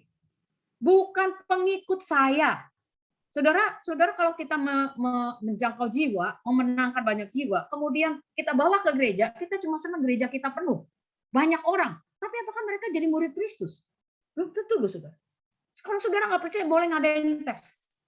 Tadi yang saya dari awal saya bilang, kenapa banyak jemaat gampang ngambek, gampang tersinggung. Sedikit aja udah salah sedikit keluar dari gereja. Alasannya apa? Klasik, alasannya nggak bertumbuh di gereja itu. Si pendetanya lah, ibu pendeta, oh itu mah udah dari zaman dulu ya, alasannya seperti itu. Tapi intinya sebenarnya, karena kita tidak memuridkan. Bagaimana cara kita muridkan? Oh, ini perlu belajar. Dan ini proses. Nggak bisa instan. Saudara, kita sekarang lagi sedang menjalankan pemuritan, tapi memang sekali lagi tidak bisa cepat. Kalau kita mau melihat orang-orang yang maju di dalam Tuhan, benar-benar jadi pengikut Kristus, kita harus bawa mereka menjadi pengikut Kristus. Saya mengajak, membawa, artinya sama-sama, artinya dia jadi pengikut Kristus, saya juga. Waktu kita jalan sama-sama, kita jadi pengikut Kristus. Maka suatu saat, misalnya, mereka ini pergi, harus diutus keluar kota, pindah ke luar negeri, pindah keluar kota, pindah keluar daerah. Nggak apa-apa, kita nggak sakit hati. Kenapa? Ya, dia udah jadi tetap pengikut Kristus yang sejati dimanapun dia berada. Dan saudara, upah kita itu besar, saudara. Kenapa? Jangan kira, oh orang itu nggak ada di gereja kita. terus jadi rasanya, waduh, kehilangan kita semuanya. Enggak, saudara. Kita sudah membawa dia menjadi pengikut Kristus. Itu amanat Tuhan. Bahwa kita harus menjadikan orang menjadi, semua bangsa menjadi murid Kristus. Saudara, ini yang harus kita lakukan sebagai seorang hamba Tuhan. Supaya pada satu saat nanti, kalau dia sudah menjadi pengikut Kristus, ada orang-orang yang sudah bisa kita lebih baik, kita bisa mendelegasikan pekerjaan, atau ada hal-hal yang baik yang kita bisa lakukan, mereka juga bisa lakukan, kinerjanya juga jadi bagus. Kenapa? Karena mereka pengikut Kristus. Kerjanya sungguh-sungguh melayani Tuhan. Bukan melayani kita, tapi melayani Tuhan. Saudara, ini yang saya bisa bagikan hari ini. Kalau ada pertanyaan, nanti boleh ditanyakan. Sebelumnya, tapi mau foto dulu ya, Pak. Terima kasih buat semuanya. Ya, Bapak Ibu, terima kasih Ibu Susi yang sudah menyampaikan materinya. Nah, sebelum kita ada yang bertanya, saya beri ruang untuk bertanya, mari kita berfoto lebih dahulu. Karena biasanya menjelang akhir banyak yang izin pamit keluar, akhirnya tidak terekam dengan baik. Ya, di sini ada 3 scene, ada 3 layar, maka saudara tidak tahu muka kita ini ada di layar keberapa, jadi pastikan beberapa saat saudara lihat ke kamera, saya akan ambil foto ya. Mohon dibuka semua. Di layar 1 terbuka semua, di layar kedua banyak yang tertutup, di layar ketiga banyak yang tertutup.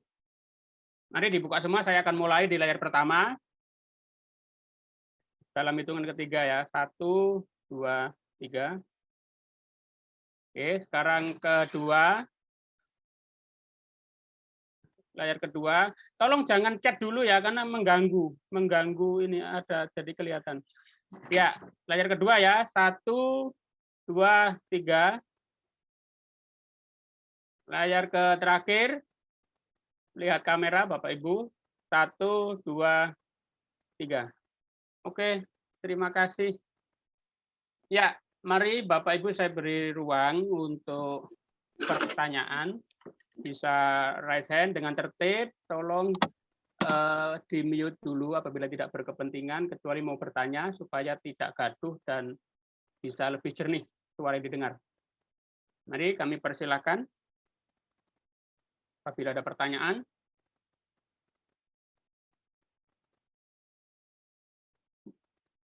Di ruang chat tidak ada pertanyaan.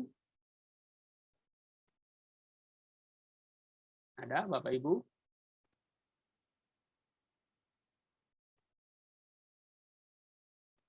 Kalau belum ada, tadi Ibu Susi meminta beberapa waktu untuk Pak John mungkin menambahkan, apakah bisa disampaikan lebih dahulu?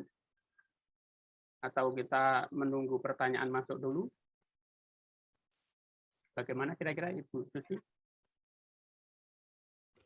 Bertanya langsung bisa Pak ya? Ya, bertanya langsung bisa. Saya Pak Matius ya ini ya? Ya. Ya, mari Pak, silakan. Ya.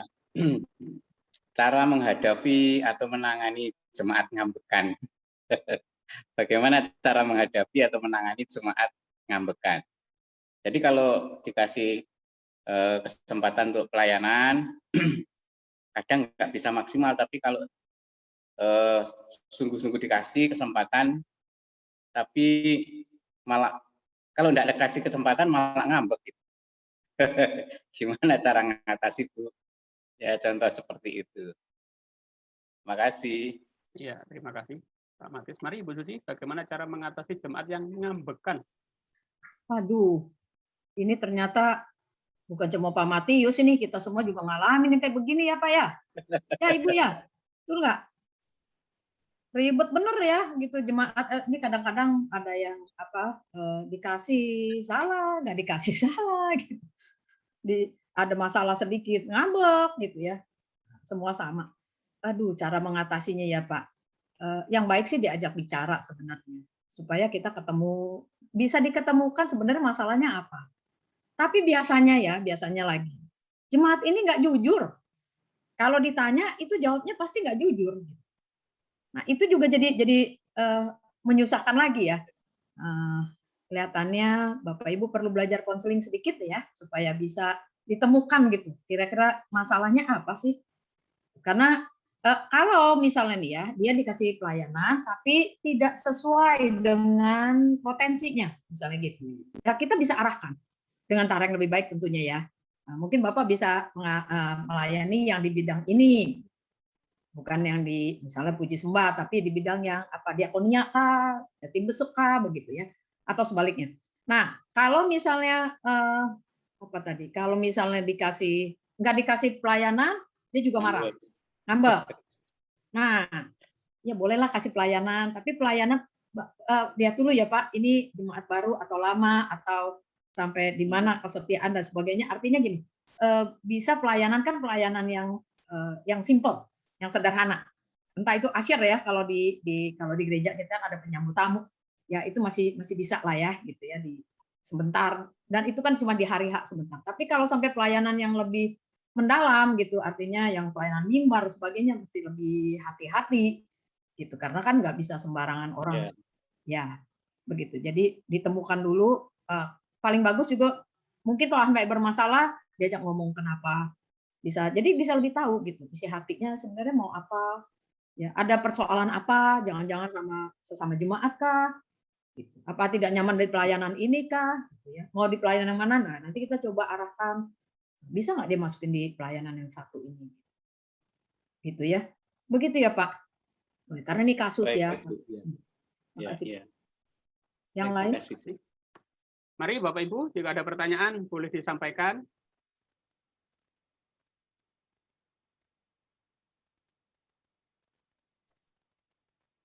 Ada?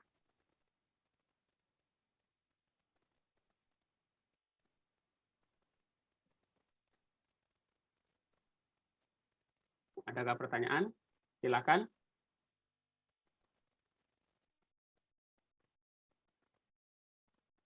Tidak ada.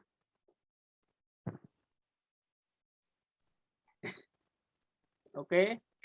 Pak Priyo, saya mau nanya. Iya, Pak Dwi, silakan. Jemaat yang susah diajak pelayanan, bagaimana Bu Susi untuk memotivasinya? Terima kasih. Mari. Jemaat yang susah diajak pelayanan ya. Ya tergantung Pak, jemaatnya jemaat yang lama kah, baru kah, bermasalah kah atau tidak, gitu ya. Karena kan kita nggak bisa paksa ya jemaat untuk melayani ya. Ada orang-orang yang baru tapi semangat. Ya kalau menurut saya kalau nggak mau nggak usah dipaksa sih, gitu.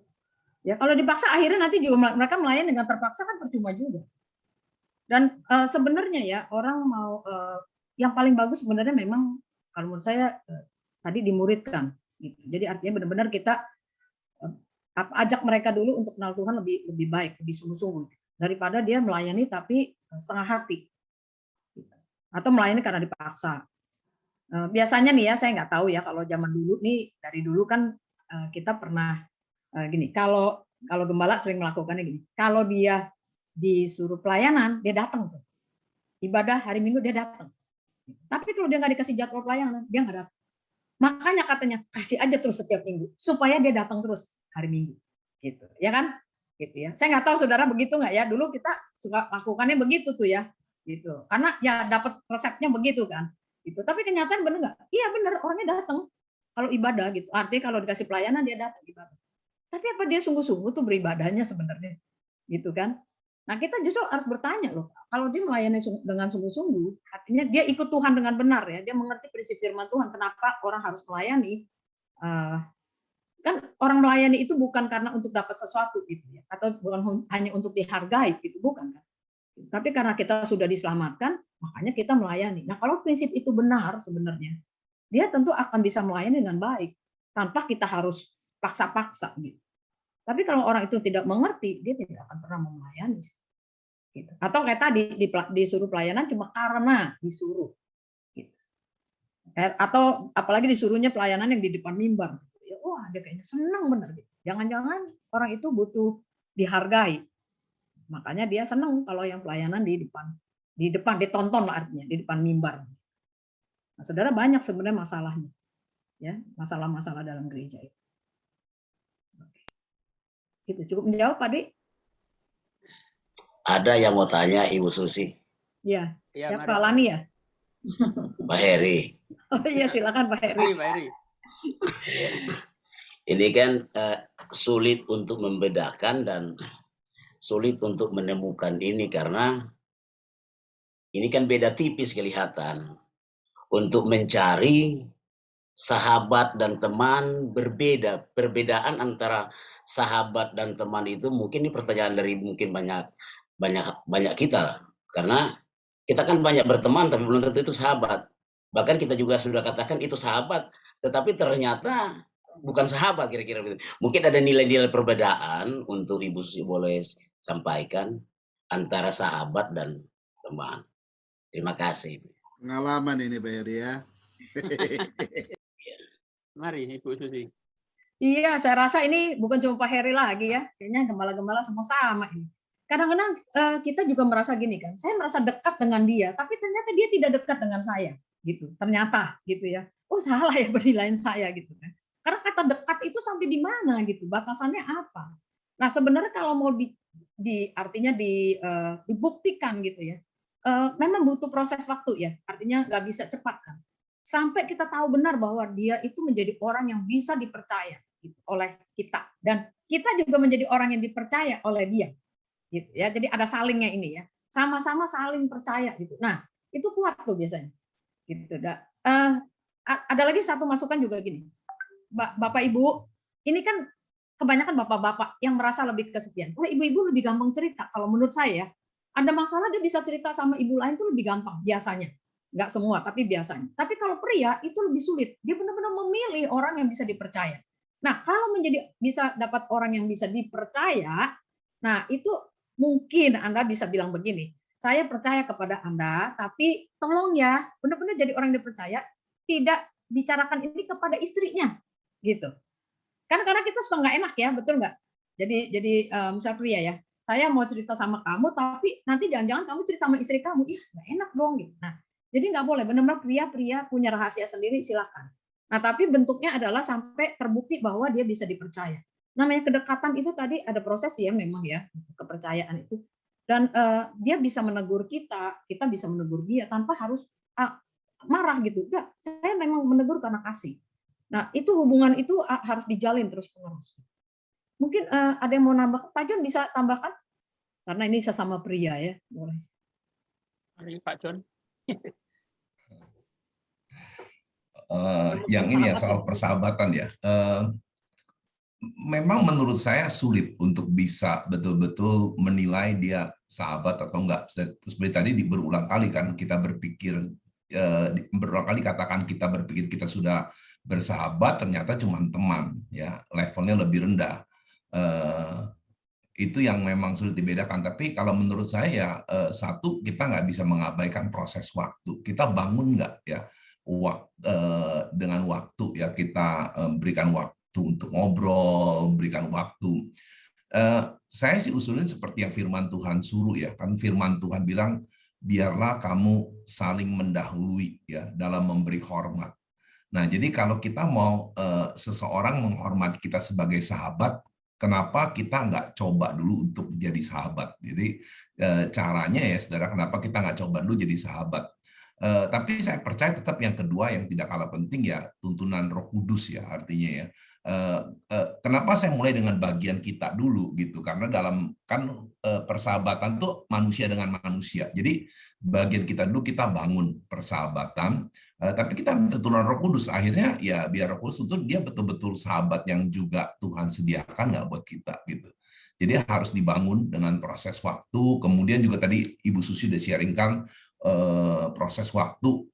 Kemudian juga perbuatan-perbuatan. Kita bisa melihat loh saudara, seorang sahabat itu akan kelihatan waktu kita betul-betul mengalami kesusahan. Nah, itu salah satu tanda apa yang dia lakukan kalau dia benar-benar udah jadi sahabat gitu kepada kita, segitu saudara. Mudah-mudahan membantu ini jawaban. Baik. Gimana Pak Heri? Cukup? Iya. Belajar berani terbuka sih sebenarnya ya. Ini mungkin yang dimaksud pertanyaan Pak Heri itu adalah perbedaannya. Jadi apa yang mendasar tentang sahabat itu sendiri? dengan teman. Ya. Karena kalau memang tentu kadar atau waktu itu memang itu yang membedakan kedekatan kan. Itu baru dekat saja. Jadi kalau misalnya sahabat dengan teman itu, ya teman juga bisa ada yang terbuka juga, tetapi belum tentu terbuka sampai luar dalam begitu ya. Kalau menurut saya seorang sahabat adalah sampai urusan pribadi, detail pun dia akan bercerita. Jadi sampai urusan-urusan pribadi lah ya. Itu yang dia akan cerita. Jadi bukan hanya apa perbedaan mungkin antara empati dan simpati begitu ya. Jadi kalau berempati artinya kan kita cuma hanya ngerasain doang ya. Tapi itu udah atau terbalik saya juga ngerti. Tapi ini udah lebih tahap lebih daripada itu. Bukan hanya simpati tapi mungkin juga menaruh empati atau gimana gitu. Atau sebaliknya. Saya nggak ngerti konteks arti yang sesungguhnya. Jadi lebih dalam daripada cuma hanya mengerti. Mengerti. Dia terus sama saja. Jadi sama seperti dengan pikirannya sendiri. Jadi apa yang menjadi persoalannya? Dia keep kontak bagaimana perkembanganmu, aku bantu doa lu dalam kehidupanmu gitu. Jadi lebih mendalam lagi. Jadi dianggap itu seperti persoalannya sendiri juga. Kalau menurut saya ya, jadi bukan hanya sekedar tahu, tapi dia lebih merasa seperti apa yang dia rasa begitu. Ya. Oke. Jadi kalau menurut saya sahabat dan teman itu levelnya lebih tinggi sahabat. Ya. Gitu, ya, pasti. Makanya kalau teman itu saudara mungkin punya 10, tapi sahabat makanya saya bilang kalau saudara bisa ketemu 1 aja udah bagus. Gitu ya, apalagi kalau 2 gitu. Tapi kalau 1 aja saudara ketemu itu udah bagus. Kenapa? Karena tidak mudah mencari seorang sahabat. Gitu. Nah, makanya yang dikhawatirkan adalah para gembala ini tidak punya sahabat gitu. Nah, sahabat ini yang tadi berarti bisa dia cerita apa adanya. Nah, kemudian tapi orang yang menjadi sahabat kita juga berani menegur kita kalau kita salah, gitu. Tidak cuma ngomong kulitnya lah, tapi benar-benar hubungnya dalam, gitu ya. Kita berani bercerita, dia juga berani menyampaikannya. Kita berani menegur, dia juga berani menegur, gitu. Jadi sama-sama salingnya itu lebih kuat. Jadi bukan hanya sekedar yang sehari-hari. Itu ya. Jadi tapi perlu proses waktu tadi supaya benar-benar dibangun. Namanya sahabat harus saling bangun. Sekalipun gini, mungkin kita nggak sering loh telepon sama sahabat kita ya. Gitu. Mungkin sebulan cuma sekali, jangan-jangan begitu. Sama teman malah bisa 10 kali gitu, bisa aja. Gitu. Tapi kalau kita ketemu dengan sahabat itu akan berbeda gitu. Benar-benar pembicaraan itu bisa lebih dalam, lebih kayaknya bisa kok enak ya bisa terbuka ya gitu ya. Jadi proses itunya yang mesti dijalankan bersama-sama. Begitu ya. Izin Bu Susi ada ayatnya ya. Pak Priyo, kalau saya dapat sebentar Bapak Ibu sebentar, jadi supaya tidak kacau, tolong diresen atau sebetulnya ada pertanyaan di chat yang lebih dulu masuk. Nah, saya akan menghargai yang lebih dulu masuk, yang lain mungkin bisa resen nanti habis ini Pak Teddy, saya itu Pak Luki gitu ya. Di chat itu bicara seperti ini. Maaf, di chat ada pertanyaan cara mengatasi jemaat yang minta hutang Bu dari Pak Alson.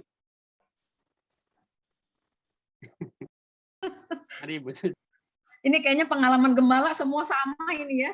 Oh, jadi artinya ada jemaat yang mau hutang gitu ya, Pak? Sama gembalanya gitu minta hutang, pinjem duit gitu ya? Benar nggak ya? Bahasa jangan salah. Pak Alson ada? Apakah begitu maksud pertanyaan Pak Alson? Mana orangnya? Alson? Pak Alson?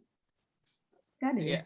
Dia hanya chat cara mengatasi jemaat. Saya bisa wakili Bu, Pak Alson. Ya. Saya Teddy Bu, gembala. Ya. Memang ada beberapa jemaat yang membutuhkan uang dalam masalah ekonomi. Ya larinya tuh ke gereja Bu. Oke. Ya, itu bukan sekali 2 kali, beberapa kali. Pernah dibantu begitu lagi terus berlanjut Bu. Ya itu saya rasa tujuan pertanyaan Pak Alson Bu. Terima kasih. Baik Pak Teddy. Silakan Ibu Susi. Benar kan saya bilang gembala tuh bisa segalanya gitu ya. Pak Heri udah ketawa-ketawa tuh. Jadi memang ini problemnya kita nih sebagai gembala. Jadi gini kan biasanya jemaat itu kalau butuh uang larinya ke gereja ya. Butuh apapun sih sebenarnya larinya ke gereja gitu. Heran juga ya saya. Kayaknya gereja tuh punya jawaban semuanya. Jadi kalau kita gini biasakan ini sih dari pengalaman pribadi ya. Biasakan kita kalau ada jemaat yang pinjam uang sama kita, ya artinya sama pribadi gembala. Saudara coba bawa kepada jemaat ini mengatakan gini bahwa kalau ada pinjaman mau ada perlu pinjamnya ke gereja. Jadi beda gereja sama pribadi. Kalau gereja kan ada kas gereja. Nah tapi di dalam gereja kan ada aturannya, gitu. Jadi kalau sampai dia 1 kali pinjam itu sebenarnya ini sebenarnya pengaturan keuangan di dalam gereja. Ini juga penting harus belajar sebenarnya ya. Nah pengaturan keuangan dalam gereja ini sebenarnya ada alokasinya gitu. Ini uang buat diakonia, ini uang untuk ibadah raya misalnya gitu ya, alokasinya untuk apa gitu, untuk misi gitu, untuk apa yang lain-lain. Nah kalau kita tahu bahwa ini ada dana diakonia, itu kan untuk menolong jemaat ya, diakonia gitu. Ini berapa persen dari kas misalnya. Nah tapi ada batasannya. Jadi kalau dikasih kita bikin batasan. Setiap orang yang kalau mau pinjam uang, kita kasih pinjam uang, misalnya ya 500.000 misalnya. Nah kalau dia minta 2 kali, masih ada nggak dananya? Tapi kita nggak bisa terus juga, tergantung kebutuhannya apa. Gitu. Apakah kebutuhan untuk rumah tangga? Atau kalau saudara, ini sekali lagi, kalau saudara lihat jemaat saudara itu ternyata pinjaman online, yang ojo, jangan dipinjemin. Kenapa? Enggak bakal selesai. Itu harus benar-benar ditutup. Harus ada orang dari keluarganya ke siapapun dia punya apa harus dijual supaya tutup. Itu maksud saya. Jadi jangan kita lihat dulu kebutuhannya untuk apa orang itu pinjam uang. Atau saudaranya sakit. Nah, kebutuhannya terpaksa nggak, urgent nggak gitu. Kalau urgent kita bantu. Gitu. Tapi kalau dia terus lagi kan berarti ada yang nggak beres dengan masalah keuangan di dalam rumah tangganya kan. Nah kita nggak bisa bantu terus-terusan. Kita harus bilang gitu, bahwa ini ada batasannya Pak kalau untuk pinjaman uang. 2 kali kita bisa tolongin, tapi setelah itu maaf. Nanti dia bisa pindah gereja nggak? Bisa. Ya sudahlah. Kalau menurut saya, habis gimana gitu ya? Kalau ditolongin terus kan nggak cukup juga dananya dari gereja. Terus siapa yang mau nombokin? Gembalanya lagi. Gitu. Oke? Jadi gitu ya. Bikin aturan-aturan di dalam gereja Pak. Kalau misalnya dalam aturan dalam gereja. Gitu ya. Jadi semua ada aturannya. Gitu. Nah, enak. Jadi nanti kalau lagi ketemu masalah-masalah seperti ini bilang kita sudah punya aturan. Kita Pak bilangnya. Jangan saya. Kalau saya kan pribadi. Tapi kalau kita itu dengan tim yang ada. Kita sudah bikin aturan seperti ini. Jadi siapapun yang datang, aturannya jangan di break, artinya jangan dihancurkan. Ya, bisa dikasih keringanan-keringanan kalau kebutuhannya itu urgent. Benar-benar bisa ada yang mendadak, ada yang meninggal, kedukaan, ada yang sakit. Itu kebutuhan rumah tangganya benar-benar lagi porak-poranda, ya dia butuh banget. Nah, bisa musibah gitu. Tapi kalau yang lain nggak boleh main pinjam aja gitu. Jadi ada aturannya. Iya. Ini perlu belajar ya.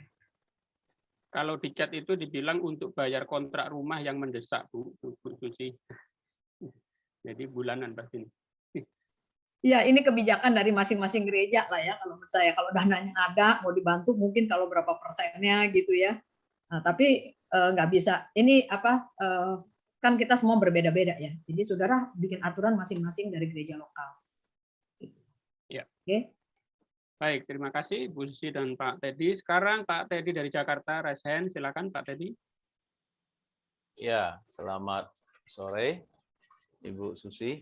Menurut saya selain seorang hamba Tuhan perlunya sahabat, dia juga perlu pengayoman atau boleh dikatakan mentor, atau dia boleh ada tudung atau ada payung orang yang bisa mengayomi dia. Dia bisa ditegur, bisa dinasehati sama orang yang mementor dia begitu. Bagaimana pandangan Ibu? Ya, saya setuju gitu ya. Nah, itu kan sebenarnya saling berhubungan tadi di nomor yang terakhir ya, nomor 6 ya. Memuridkan, artinya kita juga dimuridkan. Artinya ada orang-orang di atas yang mungkin bukan posisinya yang lebih tinggi begitu, tapi ada orang dipercaya loh oleh kita yang bisa jadi pengayom. Itu jauh lebih baik. Jadi waktu kita masih muda juga dulu kita juga kadang bingung kan kita mau kemana ya gitu. Tapi kita punya seorang hamba Tuhan yang cukup senior waktu itu, enggak di Jakarta gitu. Tapi kita masih suka kadang-kadang ketemu, ya sekedar ngobrol gitu. Tapi ada apa ya? Dia bisa kasih nasihat ke kita gitu. Kadang-kadang dia juga bisa apa ya mengarahkan kita lah ya. Kalau kita lagi bingung nih gimana ya bisa arahkan. Saya setuju itu ya. Perlu ada makin banyak saudara perlu menemukan mentor sebenarnya. Kalau saudara punya mentor dalam kehidupan saudara, yang bagus lebih dari 5 sebenarnya. Kalau saudara bisa menemukan itu, wah itu saudara akan jauh lebih hidupnya akan jauh lebih baik. Artinya karena banyak orang-orang yang memperhatikan dan menudungi saudara. Mentornya yang perlu orang mentor lagi kali Bu. Sebab masalahnya saling mentor itu kan cuma hanya mengarahkan. Iya, jadi sebenarnya lebih pemurid sih, orang-orang yang lebih memuridkan. Jadi itu seluruh aspek. Kasiannya mentornya ini juga nggak punya teman lagi nantinya. Nah itu mentornya perlu punya sahabat Pak ini. Sesama ya. Emang kalau di kalangan yang senior-senior nih kelihatannya pasti keluhannya saya nggak punya mentor gitu ya. Sebetulnya mungkin komunitas kali ya Bu Susi. Iya, itu bisa harus ada saling. komunitas yang memang bersepakat ya untuk itu. Ya. Jadi bersepakat untuk memahami bahwa sorry loh kalau saya ngomong begini-begini, sorry kalau saya ngomong begini-begini. Jadi itu mesti ada. Saya sih mungkin berpikir begitu ya. Jadi bukan hanya sekedar kita. Kadang-kadang ada banyak orang cuman hanya ngasih nasihat doang, tetapi dirinya sendiri juga nggak terbuka. Ada yang begitu.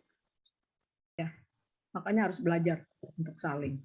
Maksud saya tadi perkataan Ibu Susi, mentor yang mementor kita usahakan ada 5 begitu maksudnya. Iya, kalau saudara bisa mentor menemukan kita, mentor, gitu. Menemukan mentor 5. Ya, mentor kan anak saya malah bilangnya kalau saya punya mentor 8 gitu. Coba wah bagus bener.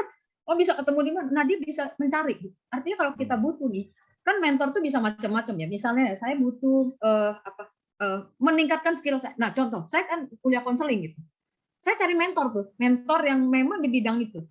Gitu. Dari mana aja saya cari, oh kayaknya ini bisa nih. Nah ini saya deketin dia. Ayo saya sengaja saya yang aktif artinya gitu. Saya ikut seminarnya kah, saya bertanya kah, kalau boleh saya ngobrol sama dia gitu. Artinya saya cari, saya menemukan untuk mengembangkan di bagian ini. Tapi kalau saya butuh mentor yang di bidang lain gitu, saya akan cari gitu, di bidang pengembalaan misalnya. Saya akan cari siapa ya kira-kira bisa bantu saya untuk jadi mentor. Gitu. Begitu sebenarnya. Jadi nggak harus semuanya itu satu mentor tuh bisa semuanya gitu enggak. Kalau mentor tuh kan bisa untuk yang sebagian. Tapi kalau untuk kehidupan rohani kita, kalau kita nggak ada mentor yang sekarang nih ya, karena kita kan cari mentor gitu, bisa saling gitu, saling tadi apa, saling menguatkan, saling menegur, gitu, bisa saling terbuka begitu. Nah itu lebih baik. Gitu. Tapi kalau ada orang yang lebih bisa dipercaya, oh lebih bagus lagi.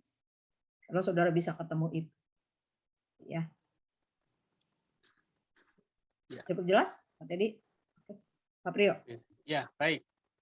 Terima kasih, Pak Teddy dan Ibu Susi. Tadi ada Pak Luki sepertinya sudah keluar duluan. Baik, ada yang lain? Masih ada 15 menit kurang lebih untuk sesi tanya jawab ini.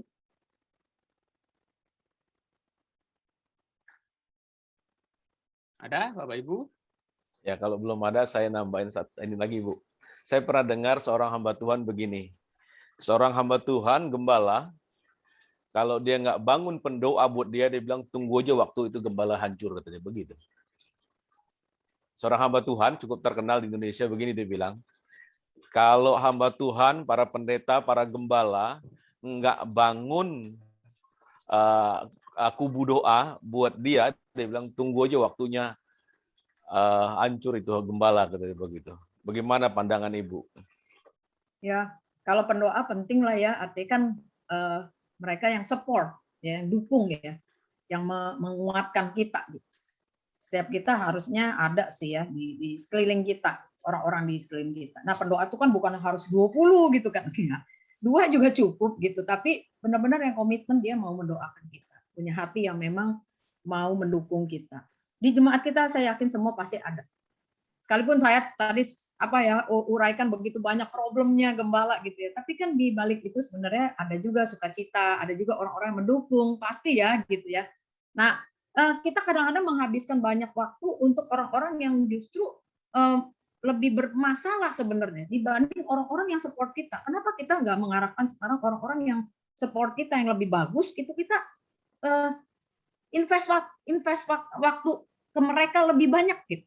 Sehingga mereka bisa menjadi orang-orang yang lebih baik, gitu. lebih menjadi murid Kristus tadi, lebih sungguh-sungguh, hidupnya berubah, karakternya berubah gitu. Nah, itu kan jauh lebih baik. Jadi kita punya nanti dia bisa memuridkan lagi, menghasilkan orang-orang yang lebih baik lagi. Nah, terus nanti dengan begitu kan kita akan jadi lebih kuat. Artinya bukan kita pribadi ya, tapi gereja kita bisa bertambah-tambah gitu ya. Kadang-kadang kita terjebak sih, terus terang hamba Tuhan nih. Jadi waktunya habis mengurusin orang-orang yang bermasalah terus gitu, tak habis-habisnya. Kenapa? Takut disalahin lagi kalau nggak diurus. Gitu kan. Tapi kasihan orang-orang yang sebenarnya bagus malah kita abaikan, istilahnya, oh, udah kamu bisa lah tumbuh sendiri ya gitu. Nah, mereka padahal justru butuh support, jangan-jangan butuh kita punya masukan gitu ya, punya ide, dukungan kita gitu, arahan kita, mungkin mereka butuh malah. Ya, jangan abaikan anak-anak muda, kalau menurut saya, jangan abaikan anak-anak muda. Anak-anak muda justru harus diperhatikan karena itu akan menjadi penerus-penerus kita nanti. Ya, oke. Saya mungkin tanya Bu Susi, pandangannya bagaimana? Kalau seandainya ini kan gembala ini kan katanya suka ngedoain jemaat. Jujur ngomong, saya sih nggak pernah ngedoain banyak jemaat. Jadi pandangannya gimana tuh kalau begitu? Kalau tadi Pak Teddy kan tadi jemaat yang ngedoain ya, kan mestinya kan gembalanya yang ngedoain katanya. Saya sih nggak semua jemaat saya doain. Ya. Iya. Karena kan masing-masing juga kalau misalnya masing-masing punya beban juga sendiri begitu kan. Punya beban sendiri. Jemaat ngedoain pendeta, dukung pendeta doa, dia juga beban sendiri. Dia kadang-kadang lupa. Mungkin juga kita kalau lagi ingat kita doa, oh isi ini begitu ya. Roh Kudus tuntun ini lagi apa kita doain. Enggak semua jemaat, apalagi kalau misalnya Pak John Chandra itu jemaatnya ada 205, ada berapa 300 lah ya. Berarti satu orang berapa menit tuh doain itu semua. Saya yakin enggak lah, saya juga enggak kok. Gitu kan. Jadi saya ngomong terus terang, saya sih nggak ngedoain tuh. Jadi gimana tuh persoalan begitu, Bu? Ini masalah saya nih. Iya, ya nggak bisa semua gitu. Terus terang kita juga nggak ingat sih ya semua jemaat ya. Tapi kan bisa aja misalnya kita mendoakan tim asyar gitu ya, kan jadi satu kelompok begitu. Tim puji sembah gitu kan bisa juga ya, gitu ya. Meskipun nggak disebut satu-satu. Tapi kalau ada yang jemaat lagi bermasalah, biasanya sih kita pasti doakan pribadi ya. Ya itu sih ya. Ya. Kan? Betul kan ya. Betul. Jadi nggak harus semuanya detail satu-satu gitu kan, kecuali mungkin hamba Tuhan itu memang pendoa dan ingatannya tajam gitu ya. Semua saya sih terus terang nama jemaat juga saya nggak bisa ingat semua tuh ya. Gitu. Tapi biasanya kan, sih ingat Bu Susi. Ya. Biasanya ingat karena jemaat itu duduknya berlangganan itu, udah ngontrak tempat duduknya itu. Ya, ada nomornya ya. Iya, nggak sadar itu, secara nggak sadar. Ya, berarti kalau kosong aja tahu, oh dia kemana gitu ya. Ya, tapi kalau mendoakan ya itu kan tugas hamba Tuhan. Tapi ya tetap kita bisa mendoakannya seperti tadi lah ya, per kelompok begitu misalnya. Oh. Dan ya dari hari ke hari kan bisa bergantian, gitu. Setiap hari doanya itu semua kan enggak juga. Tuhan tahu lah Pak Edi. Ya, saya ngaku dosa sih. Oke. Ada lagi yang mau bertanya? Kalau mungkin nggak ada. Bu, di chat ada satu dari Ibu Meti. Apakah sahabat ini sama dengan mentor? Karena sahabat di mana hubungan kita lebih dalam dan bisa bercerita apa saja. Kalau mentor yang bisa sampai jadi sahabat mungkin tidak banyak. Jadi, Bu Susi?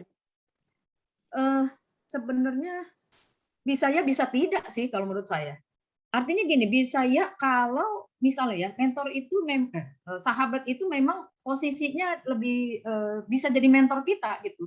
Akhirnya dia bisa bukan hanya mentor tapi jadi sahabat juga gitu ya. Tapi Bisa tidak, kenapa? Karena bisa aja memang ini cuma sahabat gitu. Dia adalah sahabat saya gitu. Tapi kalau untuk mentor itu kan berarti biasanya orang ini punya sesuatu yang lebih dari kita. Gitu. Kita mau belajar dari dia, gitu loh. Kita mau belajar sesuatu dari dia, makanya dia yang melengkapi kita. Gitu. Biasanya kalau mentor begitu. Tapi kalau lama-lama makin dekat dan kita bisa menjadi sahabat sama dia, boleh-boleh aja. Gitu. Orang itu juga bisa nggak jadi sahabat kita. Nah itu tadi pertanyaan Pak Heri itu. Kadang-kadang kita dekat sama dia, tapi kok dia nggak dekat sama kita ya? Gitu. Jadi cuma satu arah gitu kan. Jadi jangan-jangan kita belum jadi sahabat. Biasa kalau sahabat sih tukar ya. Artinya dia juga dekat sama kita dekat sama dia.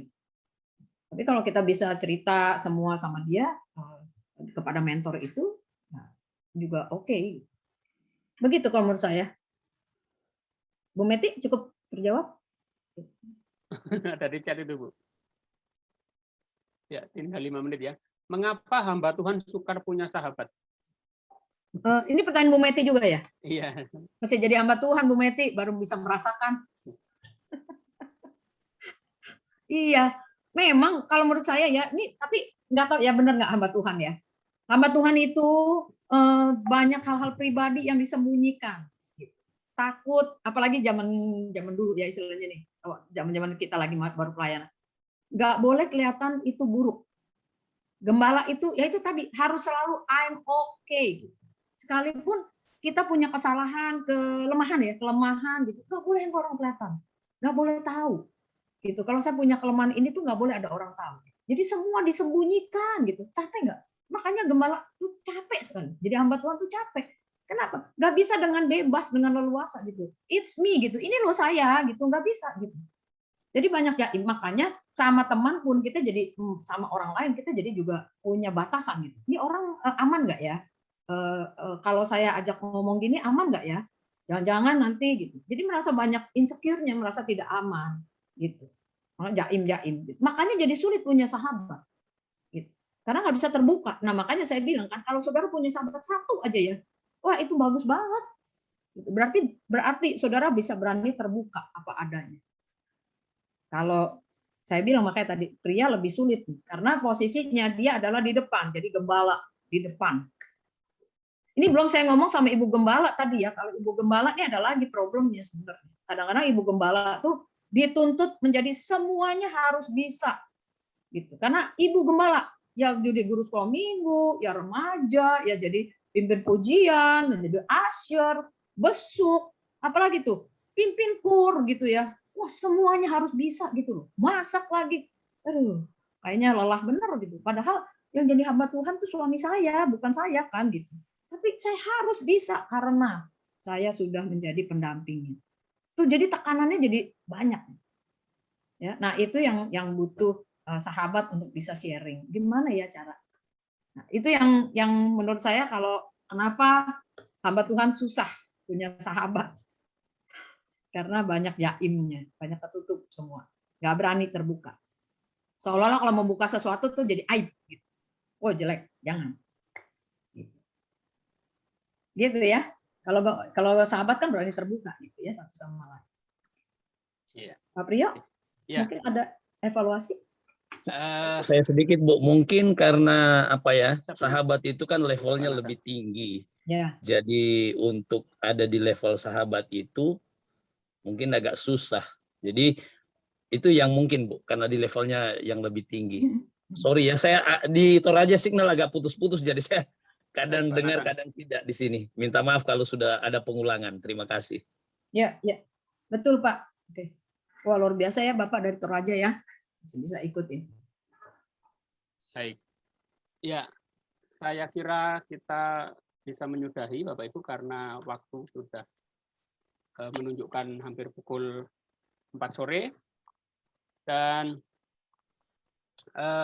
sebelum kita berdoa penutup, sekali lagi terima kasih pada Ibu Susi yang sudah memaparkan dan membukakan wawasan bagi kita tentang problematika hamba Tuhan, dan kiranya dengan apa yang sudah disampaikan ini kita bisa melihat, berkaca untuk lihat diri sendiri, dan kemudian bisa mengambil sikap yang terbaik supaya kita bisa memaksimalkan pelayanan kita dan memaksimalkan hubungan kita, baik dengan diri sendiri, dengan Tuhan terlebih, dan dengan jemaat yang kita layani.